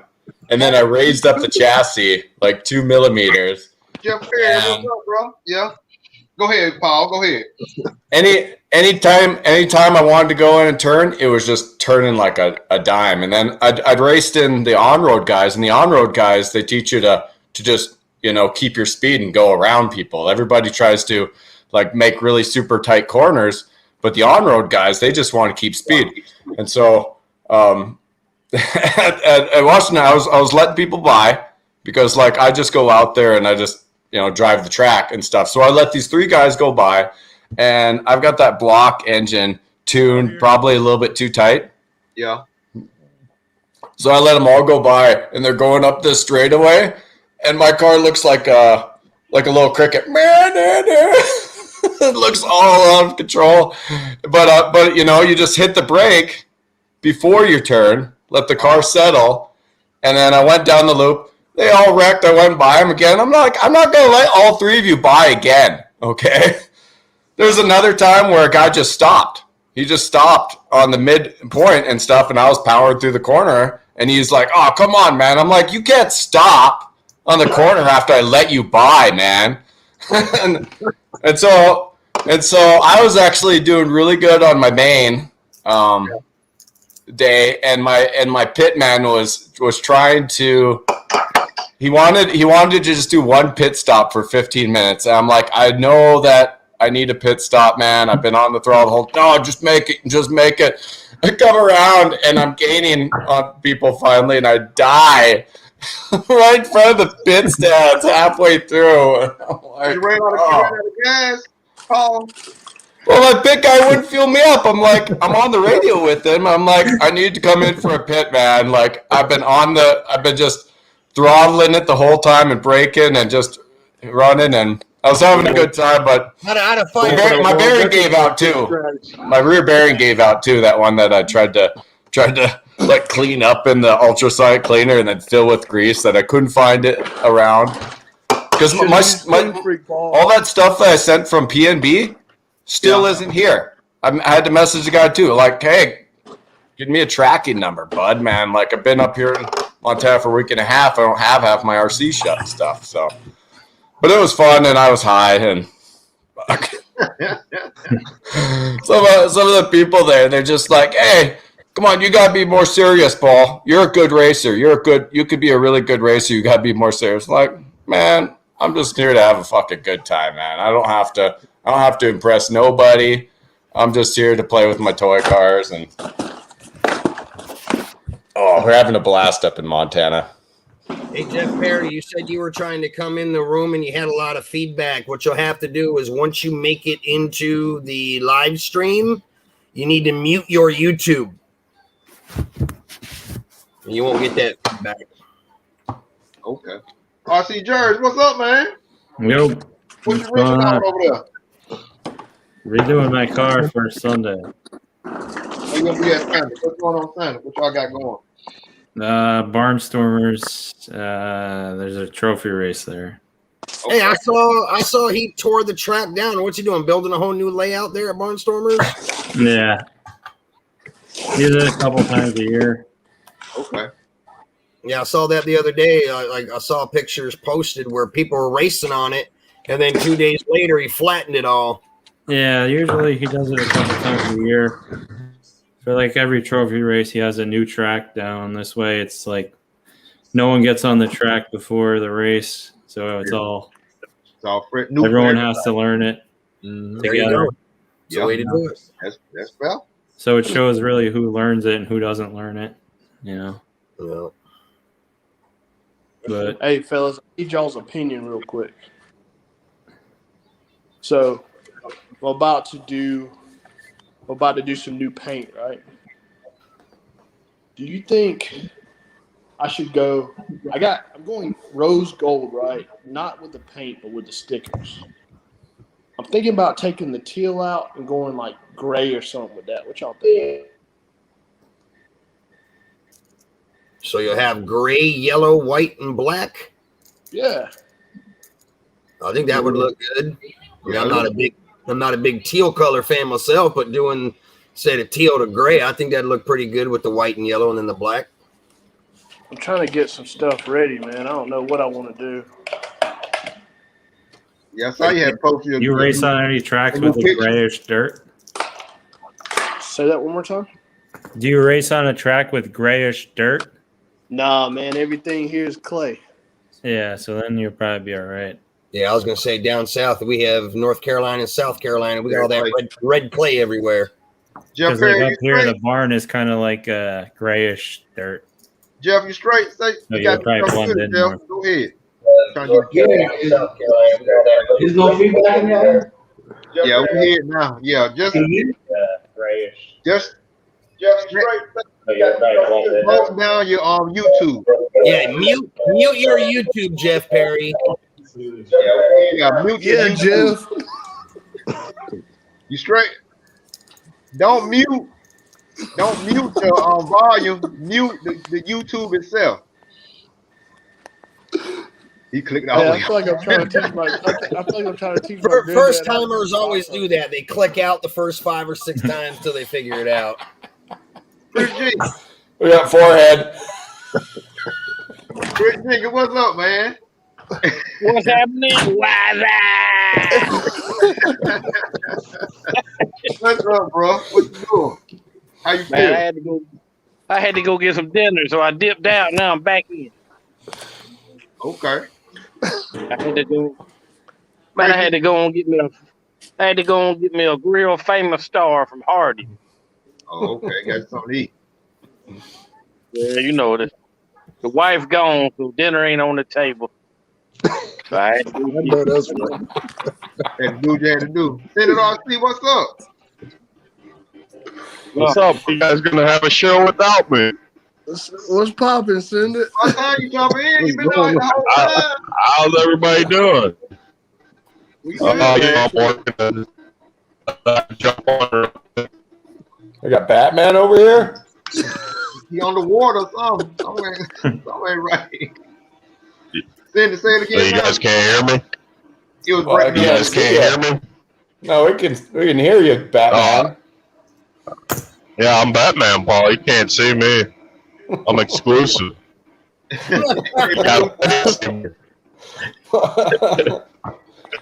gonna send a only friends request. Only fans request. Yeah. Hey, Cindy, you're supposed to be on this right here, but I don't know what happened, bro. What's that? Is that you? I forgot. You can't see me. I can see you. What you got there? Some stickers? Yeah, where you at? I on can't. this? No, I can't work. I'm at work. Oh, some gummo stickers. Okay. Cindy, we might have put you on mute, man, because you break up bad. Yeah. You sound like Tron over there. I don't speak R2D2. Y'all crazy, man. No, get over here. All I hear is a I bunch was of trying to beeps. be a part of the chat group. Hey, Corey, I got one for you. I got one for the show. What's up, Chris? So- Go ahead. So if you had a big race like SIC, PNB, AMS, whatever, and you in the main event, and your pipe and header come loose, you know what that's gonna do? Your motor all of a sudden sound like your muffler fell off. Do you pull it in the pits and shut it down, or you burn that bitch to the ground? You burn it to the ground. Yeah. Keep on rotating. It's eventually going. It's going to depressurize your fuel tank. Right. So you're eventually not going to get fuel. So It'll just run leak it out. until you go. But sometimes they may make you stop. They may call you out and be like, hey, you got to pull off. You know what I'm saying? Because you know how loud that is. Without It ain't going to do nothing. Don't worry When I about was it. marshaling there, someone had that happen. Someone has complained about how loud nitro is. Yeah. They'll pull off. Go ahead, Chris. So see that happened to Josh at the AMS two AMSs ago.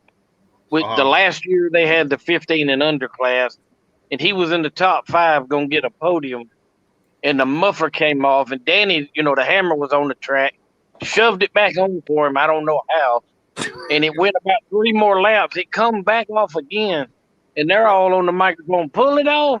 pull it off. I'm like, hell, burn it down. Burn it down. Yeah, the guys on the microphones usually don't know shit. Some of these guys on the microphones are complete shit. Like they're whining around at people. Like they're talking to the pros when the pros are going over jumps, and they're like, careful, careful, careful. Like, dude, these guys are the fucking good drivers, man. You don't drive like shit. You fucking tell us what the times are, or shut the fuck up there. Man, I mean, and you got a little 12, 13-year-old kid, and he's sitting in a podium spot. He ain't about to pull off the track. I was like, burn it down. Burn it. Hey, you're shit. Yeah. He's about to place, especially if he's about to place in the top 3. You don't stop. You just keep going till the race is over. You ain't gonna have shit for top end power, but fuck, maybe you can make it around. Dude, the one thing I hate that pipe does do something. When they're in the radio talking and you're trying to drive, especially when you're in the heat of a race. I'm like, bro, just shut up. Let me drive. And I've got the same pit guy everywhere I go, like the same exact one. And I have y'all remember hit that thumbs up, y'all. Remember hit that thumbs up. Hit them thumbs up now. Hit the thumbs up. But go ahead, Jack. I tell him to shut up every time. I literally have to spike. Dude, my blood pressure goes up. And I'm like, dude, shut up. Let me drive. And then it'll go back down, and then I'm good. But I got to tell him to shut up one main event every time. I want to say I'm sorry for what I said while I was racing. Thank you. But yeah, man, if you're in a situation like that, you gonna run. You know, it's on you trying to advance to the next lane. You know, or you try, like you said, for a podium spot. You know, and that may be for a possible sponsor or something. So you go ahead on run it out. You know what I'm saying? Run it. You know. So yeah, well, they kept telling him I kept saying keep going. Yeah, and they let him go about 2 laps, and then they said, pull it back in, pull it. They just kept every turn. Pull it off the track. Yeah. And I said, if it's still running, keep it rocking. Yeah, as long as it stay on still running, keep it going till it cut off by itself. If I see a kid running with no exhaust pipe and he's still driving the heck out of it, bro, I'll tell you, I'll give him a contract right then and there. I don't care. Yeah, that's my type of guy. That's right. He gonna run it. He ain't gonna quit. You know. That's what I like. Chris, you told him right. If they want him off the track that bad, they'll come on the track and pull my. They have to come on the track and pull my car off the track. You know what I'm saying? So what's the entry fee? I've got one for you guys. What's the best like broken car story that finished the race that you've seen? See, there was a black guy at DNC, and his shock pulled right out on the front, and he just had to keep it throttled up. Bro, I've driven with a broken arm. You saw it? Dude, the worst is a broken out drive. If you get a broken out drive and your car ain't pulling, you got to drive it pinned the whole way. Especially with a nitro car, because chances are it ain't gonna want to go. So you gotta drive it pinned, like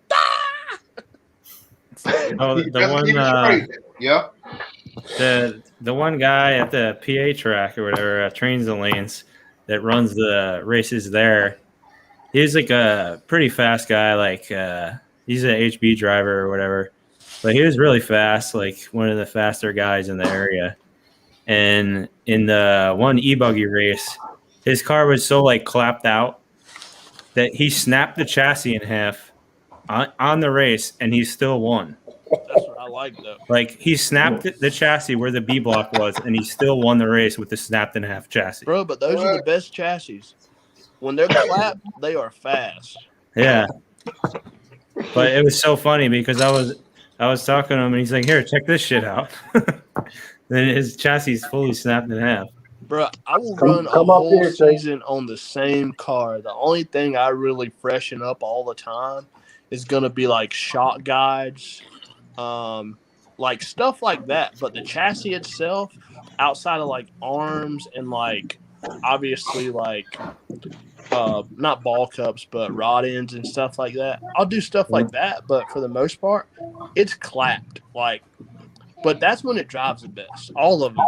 I think it depends on the car though. Sometimes too. Dude, HBs, Agamas, Associateds, the more clap they are, the faster they are. Yeah, sometimes, yeah. What's clap? I just changed my chassis and my car doesn't feel as good as it did. Clap is when you're just like your wheels may be loose just because of wear over years. You know what I'm saying? Over the years, the chassis may be. Let's say your chassis is supposed to be like this thick, but say it's about like that. You know what I'm saying? Like a razor blade. So, yeah. When they say clapped out, they just mean ragged out, rugged, just beat the hell up. That's when it runs the best. I'm telling you. Yeah, basically real loose. Yeah, everything's free. It's loose. Yeah, it's free. It's loose. So, yeah. So it's run out, but you can still run it. I know a really fast pro guy, and literally all he does. Now, we drive together a lot, and literally all he'll do is before every huge race, he'll obviously build a new kit, and he will literally crash the shit out of it for 30 minutes. Like, crash the shit out of it. So when you get that plastic loosen up, where is it? Yeah. Dude, he will crash it like, I'm talking about hit triples, pin, like make it cartwheel, like everything. Literally just crash it. Yeah, that's how we drive. Bro, that's how you get it loose, man. That's how I drive all the time.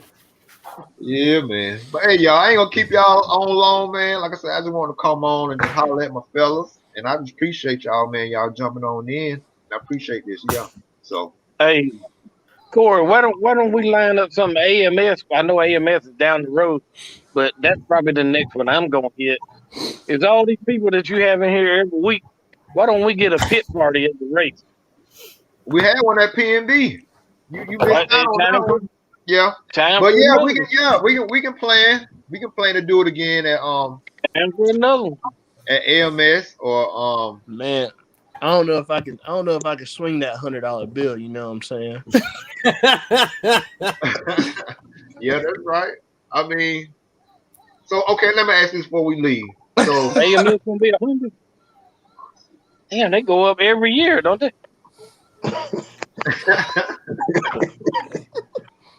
What up, fellas? What's going on? But yeah, my boy saying what's up to y'all. What's going on? Voila. But yeah, man. So with PNB done and over with for the last 3 weeks.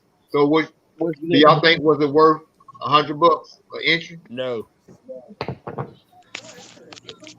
Hell no. We had I don't think they charged us to stay in the barns. Think about it first. 3 days in the barns. Think about it first now. We all had a good time. Let me put this into perspective. So go ahead. Okay, Zach, you started off. We're gonna get everybody. So I want y'all to look at two things, right? So for one, they didn't offer. I got kind of mad because I'm kind of an activist for the kids, right? So they didn't offer that 16 and under class, which is pretty popular, right? That's right. And the one thing that I realized is that every other huge race outside of those race time races are offering that class. And they're offering it so cheap that a kid can afford it. Zach, was this your first PNB, or have you raced PNB before? This is my first one. Okay, I was about to say they don't ever have that class. The classes that you've seen they had, that's what they have every year. So yeah, what I liked about PNB though is that he purposely did it differently than everybody else was doing in the world. 24 hours practice, 20 hours of qualifiers, 18 hours of A mains, and just not doing the short course, not doing certain less popular ones because nitro is the glory and e-buggy is paying the bills, and like, sorry. I don't know if that's it was fun. I thought it was Go ahead, Zach. And they gave me a Red Bull or something, Monster Energy drink. I thought that was pretty cool at like 3 a.m. or something. I know. I'll tell you. Oh, you know you ain't need no Red Bull. I know of at least 40 guys that wanted to run. You got to think of where that track is, right? Uh-huh. I know of at least 40, 50 guys that just run between Rock and where I am. Rock is an indoor facility in Tennessee that run 4-wheel drive short course that would have raced it, right? Yeah. And honestly, that's probably. But it's a different track.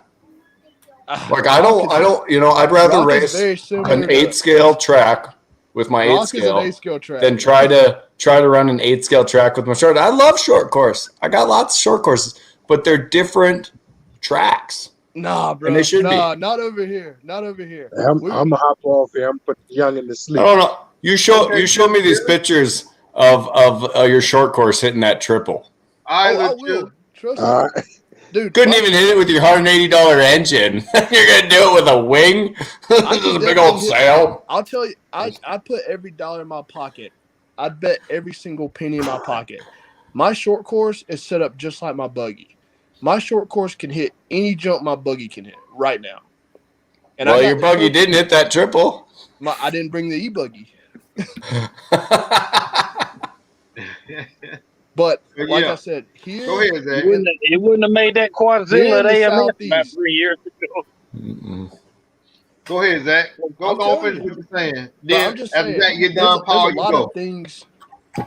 There's just a lot of things that I feel like would have made it more worth the money spent. That a lot of people didn't really like a lot of things that happened during the whole experience, but some people loved it. And I mean, you get that with anything. It's just like assholes. Everybody got one, so you got to take it for what it is. But we got ours. I'd advise I'm going to go to the Blue Ridge Outlaws or the Blue Ridge race. But that format is a lot opposite. Different. I would advise anybody that's trying to run big races to hit both of them and see which one you like best. Because, I mean, obviously, they're the two biggest ones that are going on right here in the Southeast. So if you can hit them, definitely try it and see which one you like best. One of them's cheaper. One of them costs more money. One of them has more frills. One of them has more track time. Well, I'm currently putting together a race event probably for June. And I could imagine just building more than one track, put a short course 10-scale track out there and run it at the same time and have an 8-scale track. Like it's dirt, if you have enough space, if you have enough people that want to race, why not race in 2 tracks at the same time, 3 tracks at the same time? Paul, bro, I'm telling you, I got to get you out here to the Southeast because on these 8-scale tracks, I run 2-wheel drive buggy on 8-scale track. So Paul, do you think was it worth? See, I think it depends on the surface itself too. Paul, so a lot of your tracks down south. I have to look this way to look at you. A lot of those. Go ahead. A lot of those tracks down south are really high grip tracks. So like a lot of the 10-scale stuff exceeds in that. Like a lot of the newer 10-scale cars are made for high grip. A lot of the older ones were like rear motors and stuff like that, so they excelled in lower. So taking a vote here. Barnstormers. Who's ran their short course? Who's ran their short course at an event? Who's ran their short course at the event in the last 3 months? I've got the championships to prove it too. Well, in the last 3 months, how many times have you ran short course? Just as many times as I've run my truggy. I run them at the same time. Oh, okay. Well, a lot of us, we got our nitro buggies, and that's all we really want. Like me, I'm looking at a nitro truggy, but a nitro buggy is enough for my whole weekend.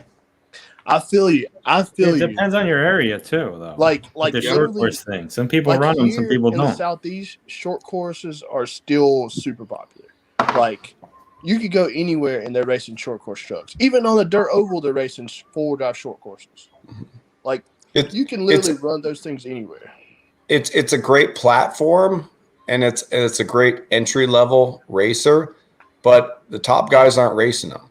Like you have a ceiling on short course that says like, hey, once you're over locals and stuff, this thing is, turn it into a dragster if you want to make money. Yeah, it depends on your race, on your area, if they're running them or not. Because I've been to races in the Southeast and they don't have any. Some they have a lot, so it depends. So the other thing about traveling was I got to go to DNC, and then I spent time in Texas. And boys in Texas, they spend the money on their RC. And then I went out to Tennessee, and those poor guys were all broke, just trying to make it to the next race. Nah, man, that's just. Oh man, the Texan guys, man, they had these custom trailers, and everybody had tons of money. And then you go out to Tennessee, and they're all broke with SH engines, and I'm like, holy fuck, this is a different place. Hey, man, I think a lot of it's just it's demographics, different type of money, for one, but you can't look at what a person presents and assume what they have either. So Paul, was your PNB experience worth $100? Absolutely. I thought that I could race a lot in practice. I thought that all the amenities that they had were they weren't as good as like maybe Thornhill and such, but they overcompensated in other ways and such. And I thought their advertising was really good. I thought their presentation of their product was really good. I thought the A-mains were the best A-mains that I'd seen this year. It was like every one of those races was super tight in that Joker lane. Every track that's thinking about making a track, 50% of track should have a Joker lane in it. I think that's just should be talked about every time you make a track is like, hey, should we do a Joker lane for this race? Because that Joker lane is so nice, because when you got coming in, when you're racing, there's people that were like, I don't let nobody by, I'll daily Earnhardt them into the corner before I let him by. And that Joker lane lets you come up to them, skip that asshole, and then keep on running. You just go get clean air. Earnhardt them? Dale Earnhardt don't ever wreck into nobody. You talk about Jeff Gordon, man. You better rephrase that. Jimmy Johnson. I don't know. I barely watched NASCAR. Short coursed him into it. Short coursed him into the wall. There you go. Okay, Jers, you was there filming, doing what you do, Jers. So do you think was your PNB experience worth $100? What you think, Jers? Yeah, I think it was fun. That was my first time going there. I had fun. I broke with my one car, and then I went back out, but, whatever. But I had to run with a blown tire. It's like, I bought tires off a guy, and they fucking ripped. It's like, showing him it dude, someone didn't even fucking glue this. It's like barely glued. Yeah. But I had a good time. Yeah. What they talk about Psycho Nitro Blast was, they said it's a festival first. And And honestly, that's a good thing in America, because we don't even have refs. Like, you go to DNC, went to Lone Star Challenge, went to Psycho Nitro Blast, watched pros just run up on other people and wreck them. And, live RC is just like, what else? I've heard that doesn't happen in Europe. That Joker lane thing, as far as filming the races and shit like that, because I like to do that and film races and stuff. But it kind of takes away the battle from the actual race. For instance, this person could be battling this person, but then they exit and they leave away from the battle.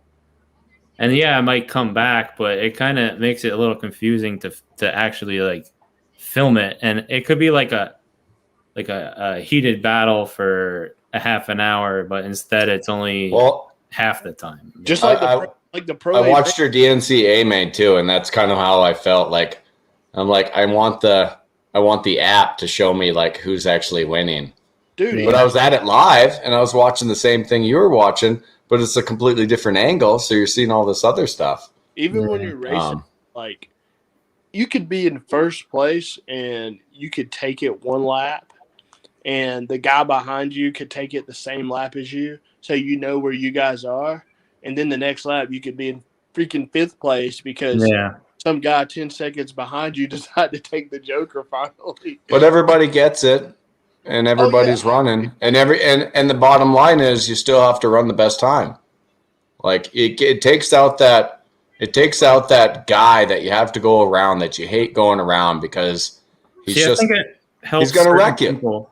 Like if you're racing against guys that are going to wreck you, the Joker lane is like the best thing ever. If you're just kind of a guy that likes to race the track, or if you're a good person at doing qualifying and not racing with pressure, like I think, yes, like Dakota Fend, I think that he kind of favors that probably because dude, qual points. Anybody that races qual points, people that love qual points love Joker lanes because they can literally turn clean laps for heads up guys that like heads up racing. I think it makes it better more like qualifying, because you don't know where you are. but we're running open wheel vehicles too, and trying to go and pass someone with an open wheel, and they do something wrong. You don't do nothing wrong. You're a good racer. You're going by them, and they still tag you. Yeah. And then now you're getting marshaled and stuff like the Joker lane solves that for a lot of people that just don't want to deal with the super competitive guy that's just like instead of driving his line he's like just trying to take away your line. Just driving slowly and Chili's right though, because most Joker lanes aren't faster; they're slower. But this one gave you an advantage instead of taking time away. See, I've seen other tracks too that they don't have a Joker lane, but they have like two lanes next to each other. Like this one might have a double, and then this one might have a rumble strip or something. So you could literally, it's not, they're the same length of track, but they're just have different features on them. So you could pick this one or you could pick this one, That actually sounds really cool. Y'all be safe. I got to go. My wife's going to kill me. All right, bro. Appreciate you, man. Make your clutch more aggressive next time. Nigel Free, what you think? What you think? Was it worth the $100? What you think? Yes and no. I get it why they made it $100 because last year it was only 85 and this year they bumped it up to 100 and they said they had to do that because they had to pay for Live RC to come in and televise it, their insurance and all that. $33 a night. So I heard that mainly that reason. What kind of entertainment you get? The price of what better entertainment you can get for $33 a night? Yeah, well, and that's the thing. I could see where they charge $100 to be worth it because, like Dave Lycum will tell you, you will never see another race like that on the planet. Okay, and he's right. He does do something that no one else out there does. So if you want to pay for the P&B experience, then you're going to pay the $100 to go to it. Now I will say this. Somebody like me who's not been racing as long as some of you guys have, is it worth $100 to me? Yes and no. I'll be honest. I thought it was more worth it for me to be there this year. I had more fun than I did last year. Last year was good. It was all right, but it seemed more exciting this year, especially for me. I got to meet a lot of you guys for the first time in person that, we've all been doing the live feed, the YouTube thing, talking with each other back and forth, but it brought a lot of us together face to face to be able to hang out with each other. To me, that was worth it in itself. But as like the money aspect, I don't like the way they do the classes, but in the same token, I get it. So like if you're a new guy, novice like myself, you don't have a class for that. So when they lump sum everybody into sportsman class there at P&B is fast. I mean, is like stupid fast. So for the new guys coming and starting out, you're not going to have a chance of winning that race. But like Well, I got something to say. Why do you want to win Sportsman? Like, I would feel bad if I won Sportsman, honestly. Hey, I got second in Sportsman. Yeah, I mean, well, you know what I'm saying, guys? What I'm getting at is what does it say that you won Sportsman? Well, you got to start somewhere. I got the trophy. Yeah. Yeah, but you going and race. Well, somebody like me who's only been doing this for a year is sure the hell not going to go race the open class. I mean, you got 3 classes: Sportsman, Open, and Pro. You got. Well, how do you feel? But you didn't win the trophy. But how do you feel about the guys that did win the trophy that maybe got a couple of years of racing and they're just winning Sportsman everywhere? Well, that's the thing, and I know for a fact there was a shit ton of sandbaggers at that race. Guys that were running Sportsman that should have been in the Open, and vice versa.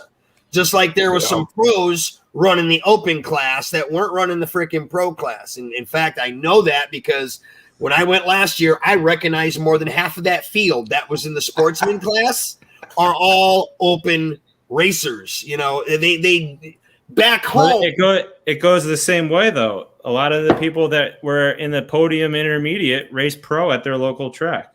Yeah, well, that's what I'm saying. And a lot of those people that I saw in intermediate in the top, they were pretty much in the class lower than they normally race. Well, there was a lot of guys that are in the class lower than normally race. You, for instance, I know you are better than a Sportsman racer. Back home, I know that you probably race Open. I know you've got. There is no Open here. There is That's what I'm saying. So yeah, so when you come down south. See, like up north, they do it different. Down here, they run 3 classes. We run all one thing. Yeah. See, down south, they don't. Like for instance, like if there's a big race here, I could be in the same qualifier as Ryan Lutz. When the second one, then when they resort, am I going to be in that qualifier? Hell no. Yeah. I'm not going to be in that.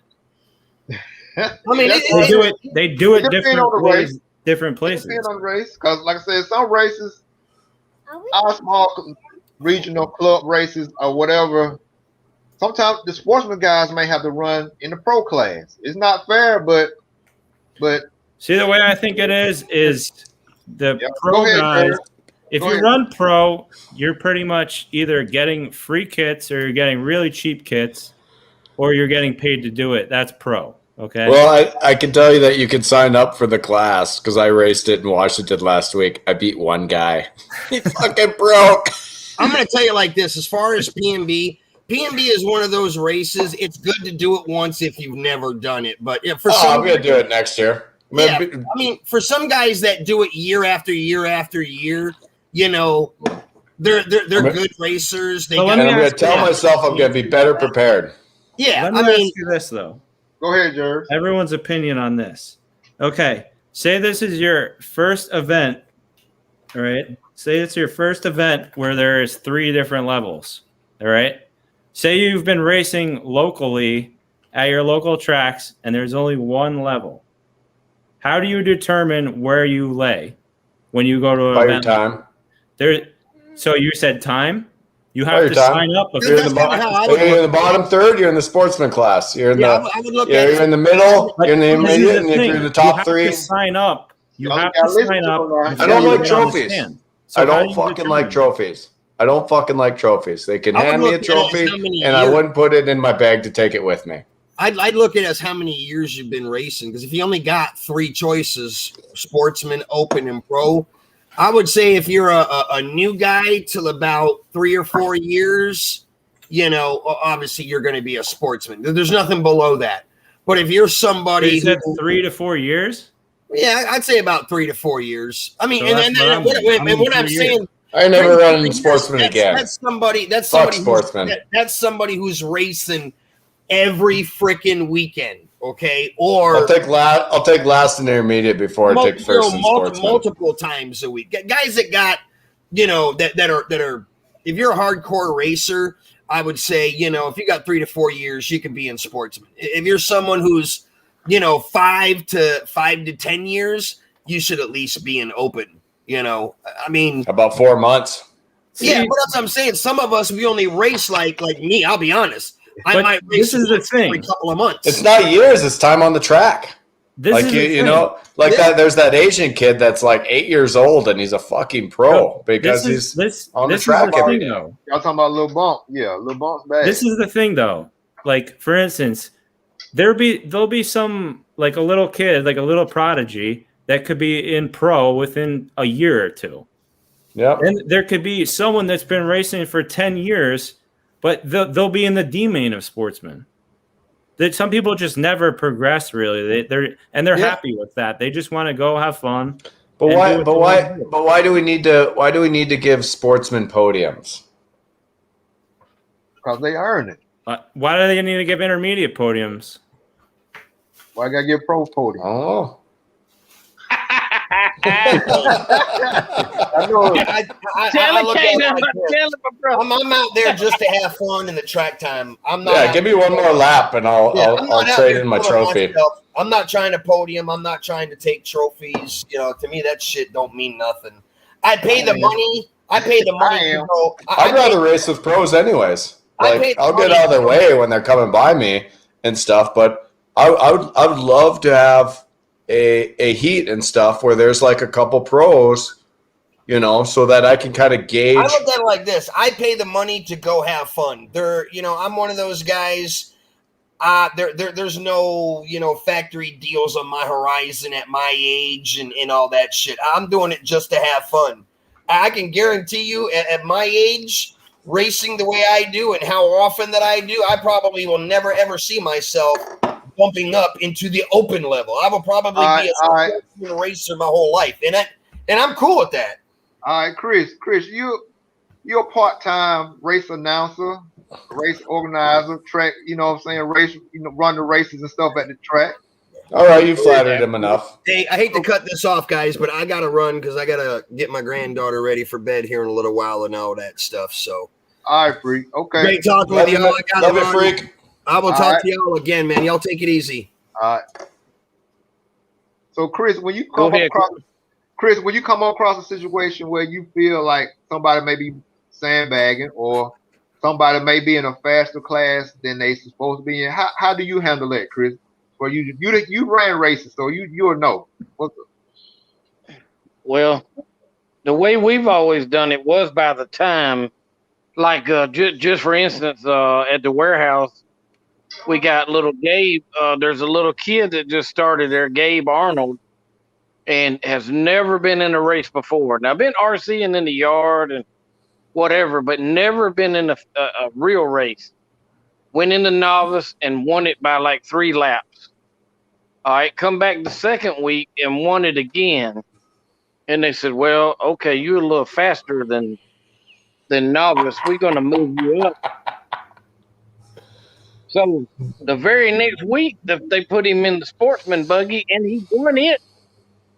All the guys, and I'm talking about against guys that you know, like I'm just some names that you know from Huntsville: Jared Wright, Jason Matthews, some of the guys from the warehouse. He beat all of them, and you know them guys been running 3, 4, 5 years. And here's a kid that ain't been running but 3 weekends, and he's already beaten them. So those young kids, like it's almost unfair because like the young kids are able to pick this sport up easier than us, possibly middle-agers, and it's something that we just have to put up with. And that's why I think they got rid of the novice classes. Like, these fucking kids are better than all these weekend warriors. So, like, what do we need it for? They're gonna kick all these guys' ass anyways. Go ahead, Chris. Go ahead. So here's what I told him. And I told his dad, I said, well, you got 2 options.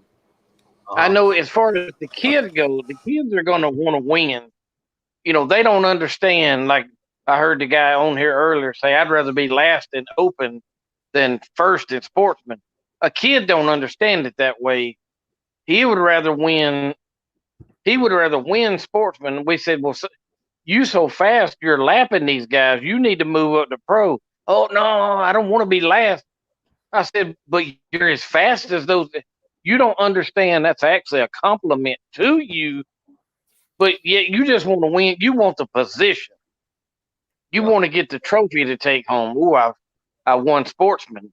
Yeah, but dude, last place of pro, is blowing away first place sports. But the kids don't see it that way. Yeah.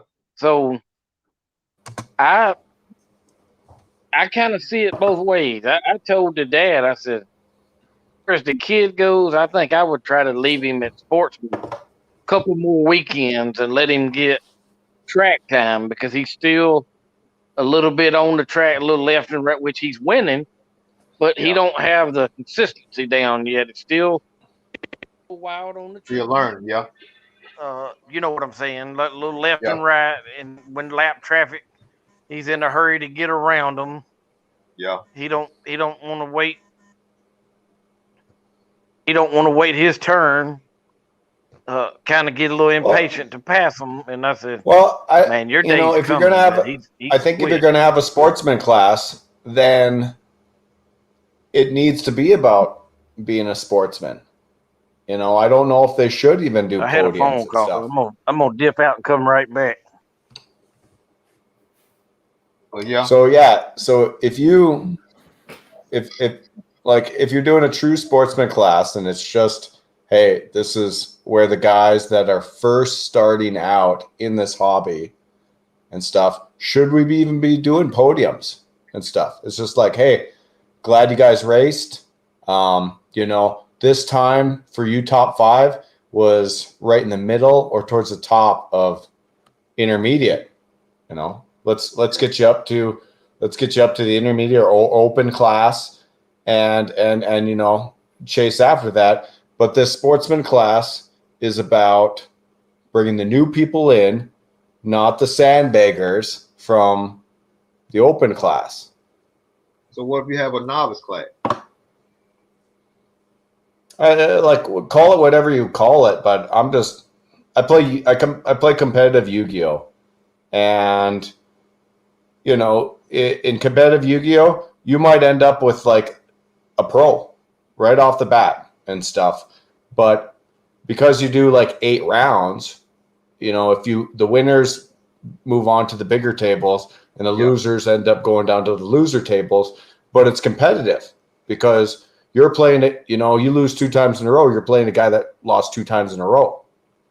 So, you know, it'd be kind of exciting to run an open class where I know that, you know, Adam Drake and Ryan Mayfield are running in my first qualifier. They ain't gonna run in my second qualifier. Yeah. but like my cart, you know, let them by and then just try to chase them as long as you can. That'd be awesome to me. I'm competitive and I want to win, but I don't want trophies.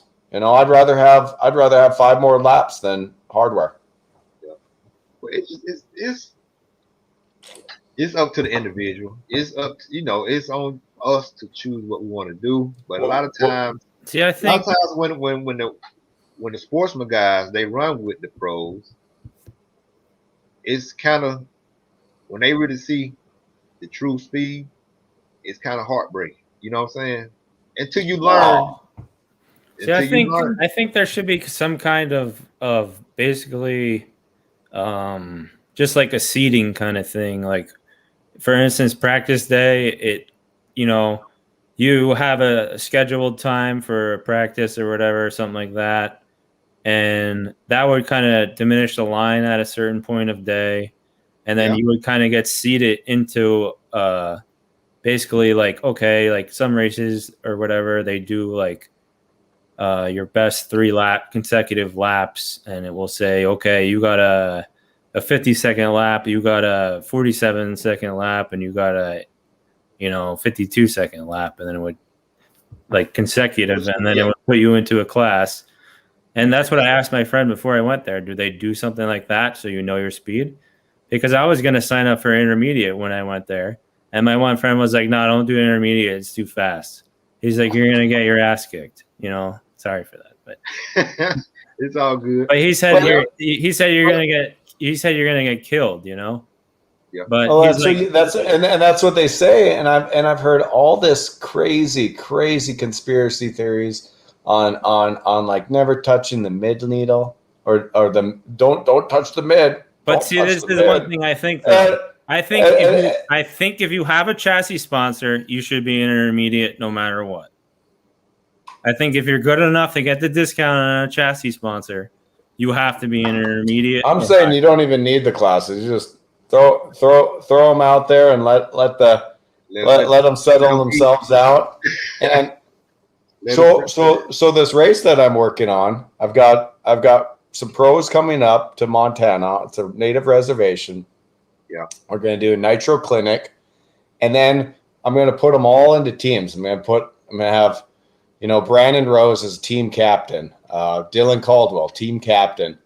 So you're doing like a pro-am, kind of like pros and Joes. So we can either draft, like a Saturday morning, but when that kid or whoever starts in the 7 and ends up in the 5, you get points, because you get points on the laps. He moved up to the 3. He's getting points on the laps and such.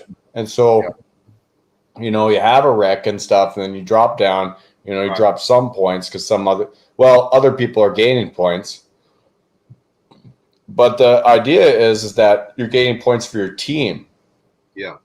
So it's more important for your guy to move from a 12 to a 6 than a 5 to a 1. Right. I got you. But yeah, man, it's like I say, a lot of these races they do have a like when we practicing, that's what they doing in the booth. They getting time, seeing the time, seeing what, and then they had the seating, and then after we run that first round, that's why as everybody ran that first round of qualifier at PNB, they had a resort. When they did that resort, they put you. But I'm talking about like actual practice seating. Like for instance, Badlands Fall Brawl race, they had a seating practice. You were up on the stand. Okay, you were scheduled like a qualifier for practice. You would go up on the stand. They give you 5 minutes. They take your 3 consecutive best laps, and then they put you in your qualifier based on your time. Yeah, totally fine. That's what I think that some of these races should do. But the problem is it's just so big, and it takes so much time to do all that stuff. That's the issue. That will help with standing in lines and all that stuff. You know what I'm saying? So you'll know exactly when you. Let me propose this question to both of you. Go ahead. Is there enough time that you could spend in RC that both of you could be running with pros? It's not the time you spend, it's your progression. Because you can go spend time at the track 24/7, whatever, but if you're not practicing meaningfully, and if you're not running, it's kind of what you're saying, Paul. If you're not running with the fast guys, how can you get faster? You know what I'm saying? But then again, there come a point where if you run with somebody fast like that, you in the way, like you say, you got to pull over, get out their way, and run. And by that time, they back around back on you again. You know what I'm saying? And you like, no, you chase their ass down as long as you can until you wreck. For instance, you fucking hold on to that throttle and you just do whatever they do. Because if you're matching their speed on that triple, you're going to make that triple. For instance, in my area, there's some guys that would basically be around, like the B main pro level. There's guys around here that could compete with Jared Wiggins and Joe Bornhorst and those guys. Right. Where they're Techno drivers, the slow guys. So, there's people around here that speed, So it's and slow drivers. Can I ever come close to them? No, I can't. Even if I spend. See, that's where I think you're wrong. I don't think it's as big of a leap as people really think, and that's where the sportsman intermediate class is kind of screwing things up for people. Because I ran last week in that C main of the pros and such, and the fuckers were they're parking themselves in the corners. They're trying to hit the line, but they'd be on the outside and they just be fucking stopped. Because they're used to taking 180s and not going through the bumps or whatever. But there is a difference. The pros do have a lot of time down Yeah. But I think that if you have the right amount of experienced person telling you about, how to make this triple and the corner, I think you'll get better, but like if you had a pro coaching you or you were running with them all the time, yeah, you're definitely going to get better, But can you get to their level? A lot of people know. That's like a straight. I think in RC like you for can. me, for instance, I don't think that I would ever get to that level. I have a traumatic brain injury, so I'm dealing with that, and my head dumps on me, and I slow down. So it's like I don't know how I'm going to do sometimes. Sometimes I fall off and I can't keep the same pace. And then some days I'm okay. So And your microphone fell off right as you were saying that. Huh? Your microphone is falling out. You heard it. It kind of faded out, but we get. But everybody have they. Everybody do have limitations and stuff they go through. And, I try to be fun and stuff, but I'm pretty competitive, and so I've been smoking weed at every event I've been at. But then everybody watches me drive and like, oh, he could be doing way better if he wasn't smoking so much weed. Not always. Well, it's true. There's people. There's people. Marijuana is great for practice, but don't take it on main day. People that get nervous and their hands are shaking, you use some of that and you're calm right down. Well, and that's from putting time in. Like if you just like if you're just used to being on the wheel a lot, if you're practicing every day, that first lap jitters and stuff, I think you just get into your own mode, and that's what I feel like. Like I was. And with practice, man, it goes to how you practice too. It's not just turning laps. Because at a point when you just turn laps, you can turn laps. But when it comes down to getting better, making your times better, it's purposeful for you. Like you gotta go and try to beat this time. It's more purposeful practice, like you know what I'm saying? Well, there's also a lot with setup and stuff. I mean, if for instance you go to a new track and you hit the setup good or you don't hit the setup good, and then that's pretty much where it shows the people that know what they're doing could go to this track and be competitive, and they could go to this track and be competitive. But it's let me round up to this question. How good do you feel about your setup and your ability to set up for a track? There's always more to learn, That's what I think. Are you sportsman level, intermediate level, pro level setup? Not the man on the wheel. Not the man on the wheel, but like if what is it? What's his name? I don't know. Ty Tessman drove your car, what do you? Well, see, you can't really do it like that because you got to set it up to the way you drive. Yeah. Which way do you drive then? I like to drive mine with a lot of grip, like a lot of rear end grip. But a lot of guys, they like to have their toe in. How much toe in? Their rear end more looser than others, so it depends on your driving style. Like but what's your driving style? My driving style is more a smooth driver, but I like my car to have more grip. But I still want my steering. So higher chassis. That's my track. That's on. Say it again. What's your ride height? My ride height front, it varies from like 20, 23 in the front to like 27. It varies depending on the track from track. 27 in the front? In the rear. Oh, okay. Yeah. 27 in the rear most of the time. It's going to be 27 in the rear. But it depends on if I'm on a smooth track, I'm going to drop it out like 25. So it all depends on a lot of that stuff. Yeah. If you go down south and you go to those clay tracks, there's people that are running like 20 ride height in the front and stuff like that. And, and the track is so grippy and their car is so twitchy, they have to lower it down. Yeah. Then there's other people that are running on blown out bumpy tracks, that need higher ride height, So it just depends. That was Washington. I was spoiled rotten when I went to DNC and Thornhill and then B&B. And then I went up to Washington. It was all fucking holes. Yeah, man. They had a pit at the end of the straightaway. They had a pit at the end of this. There's pits every fucking corner.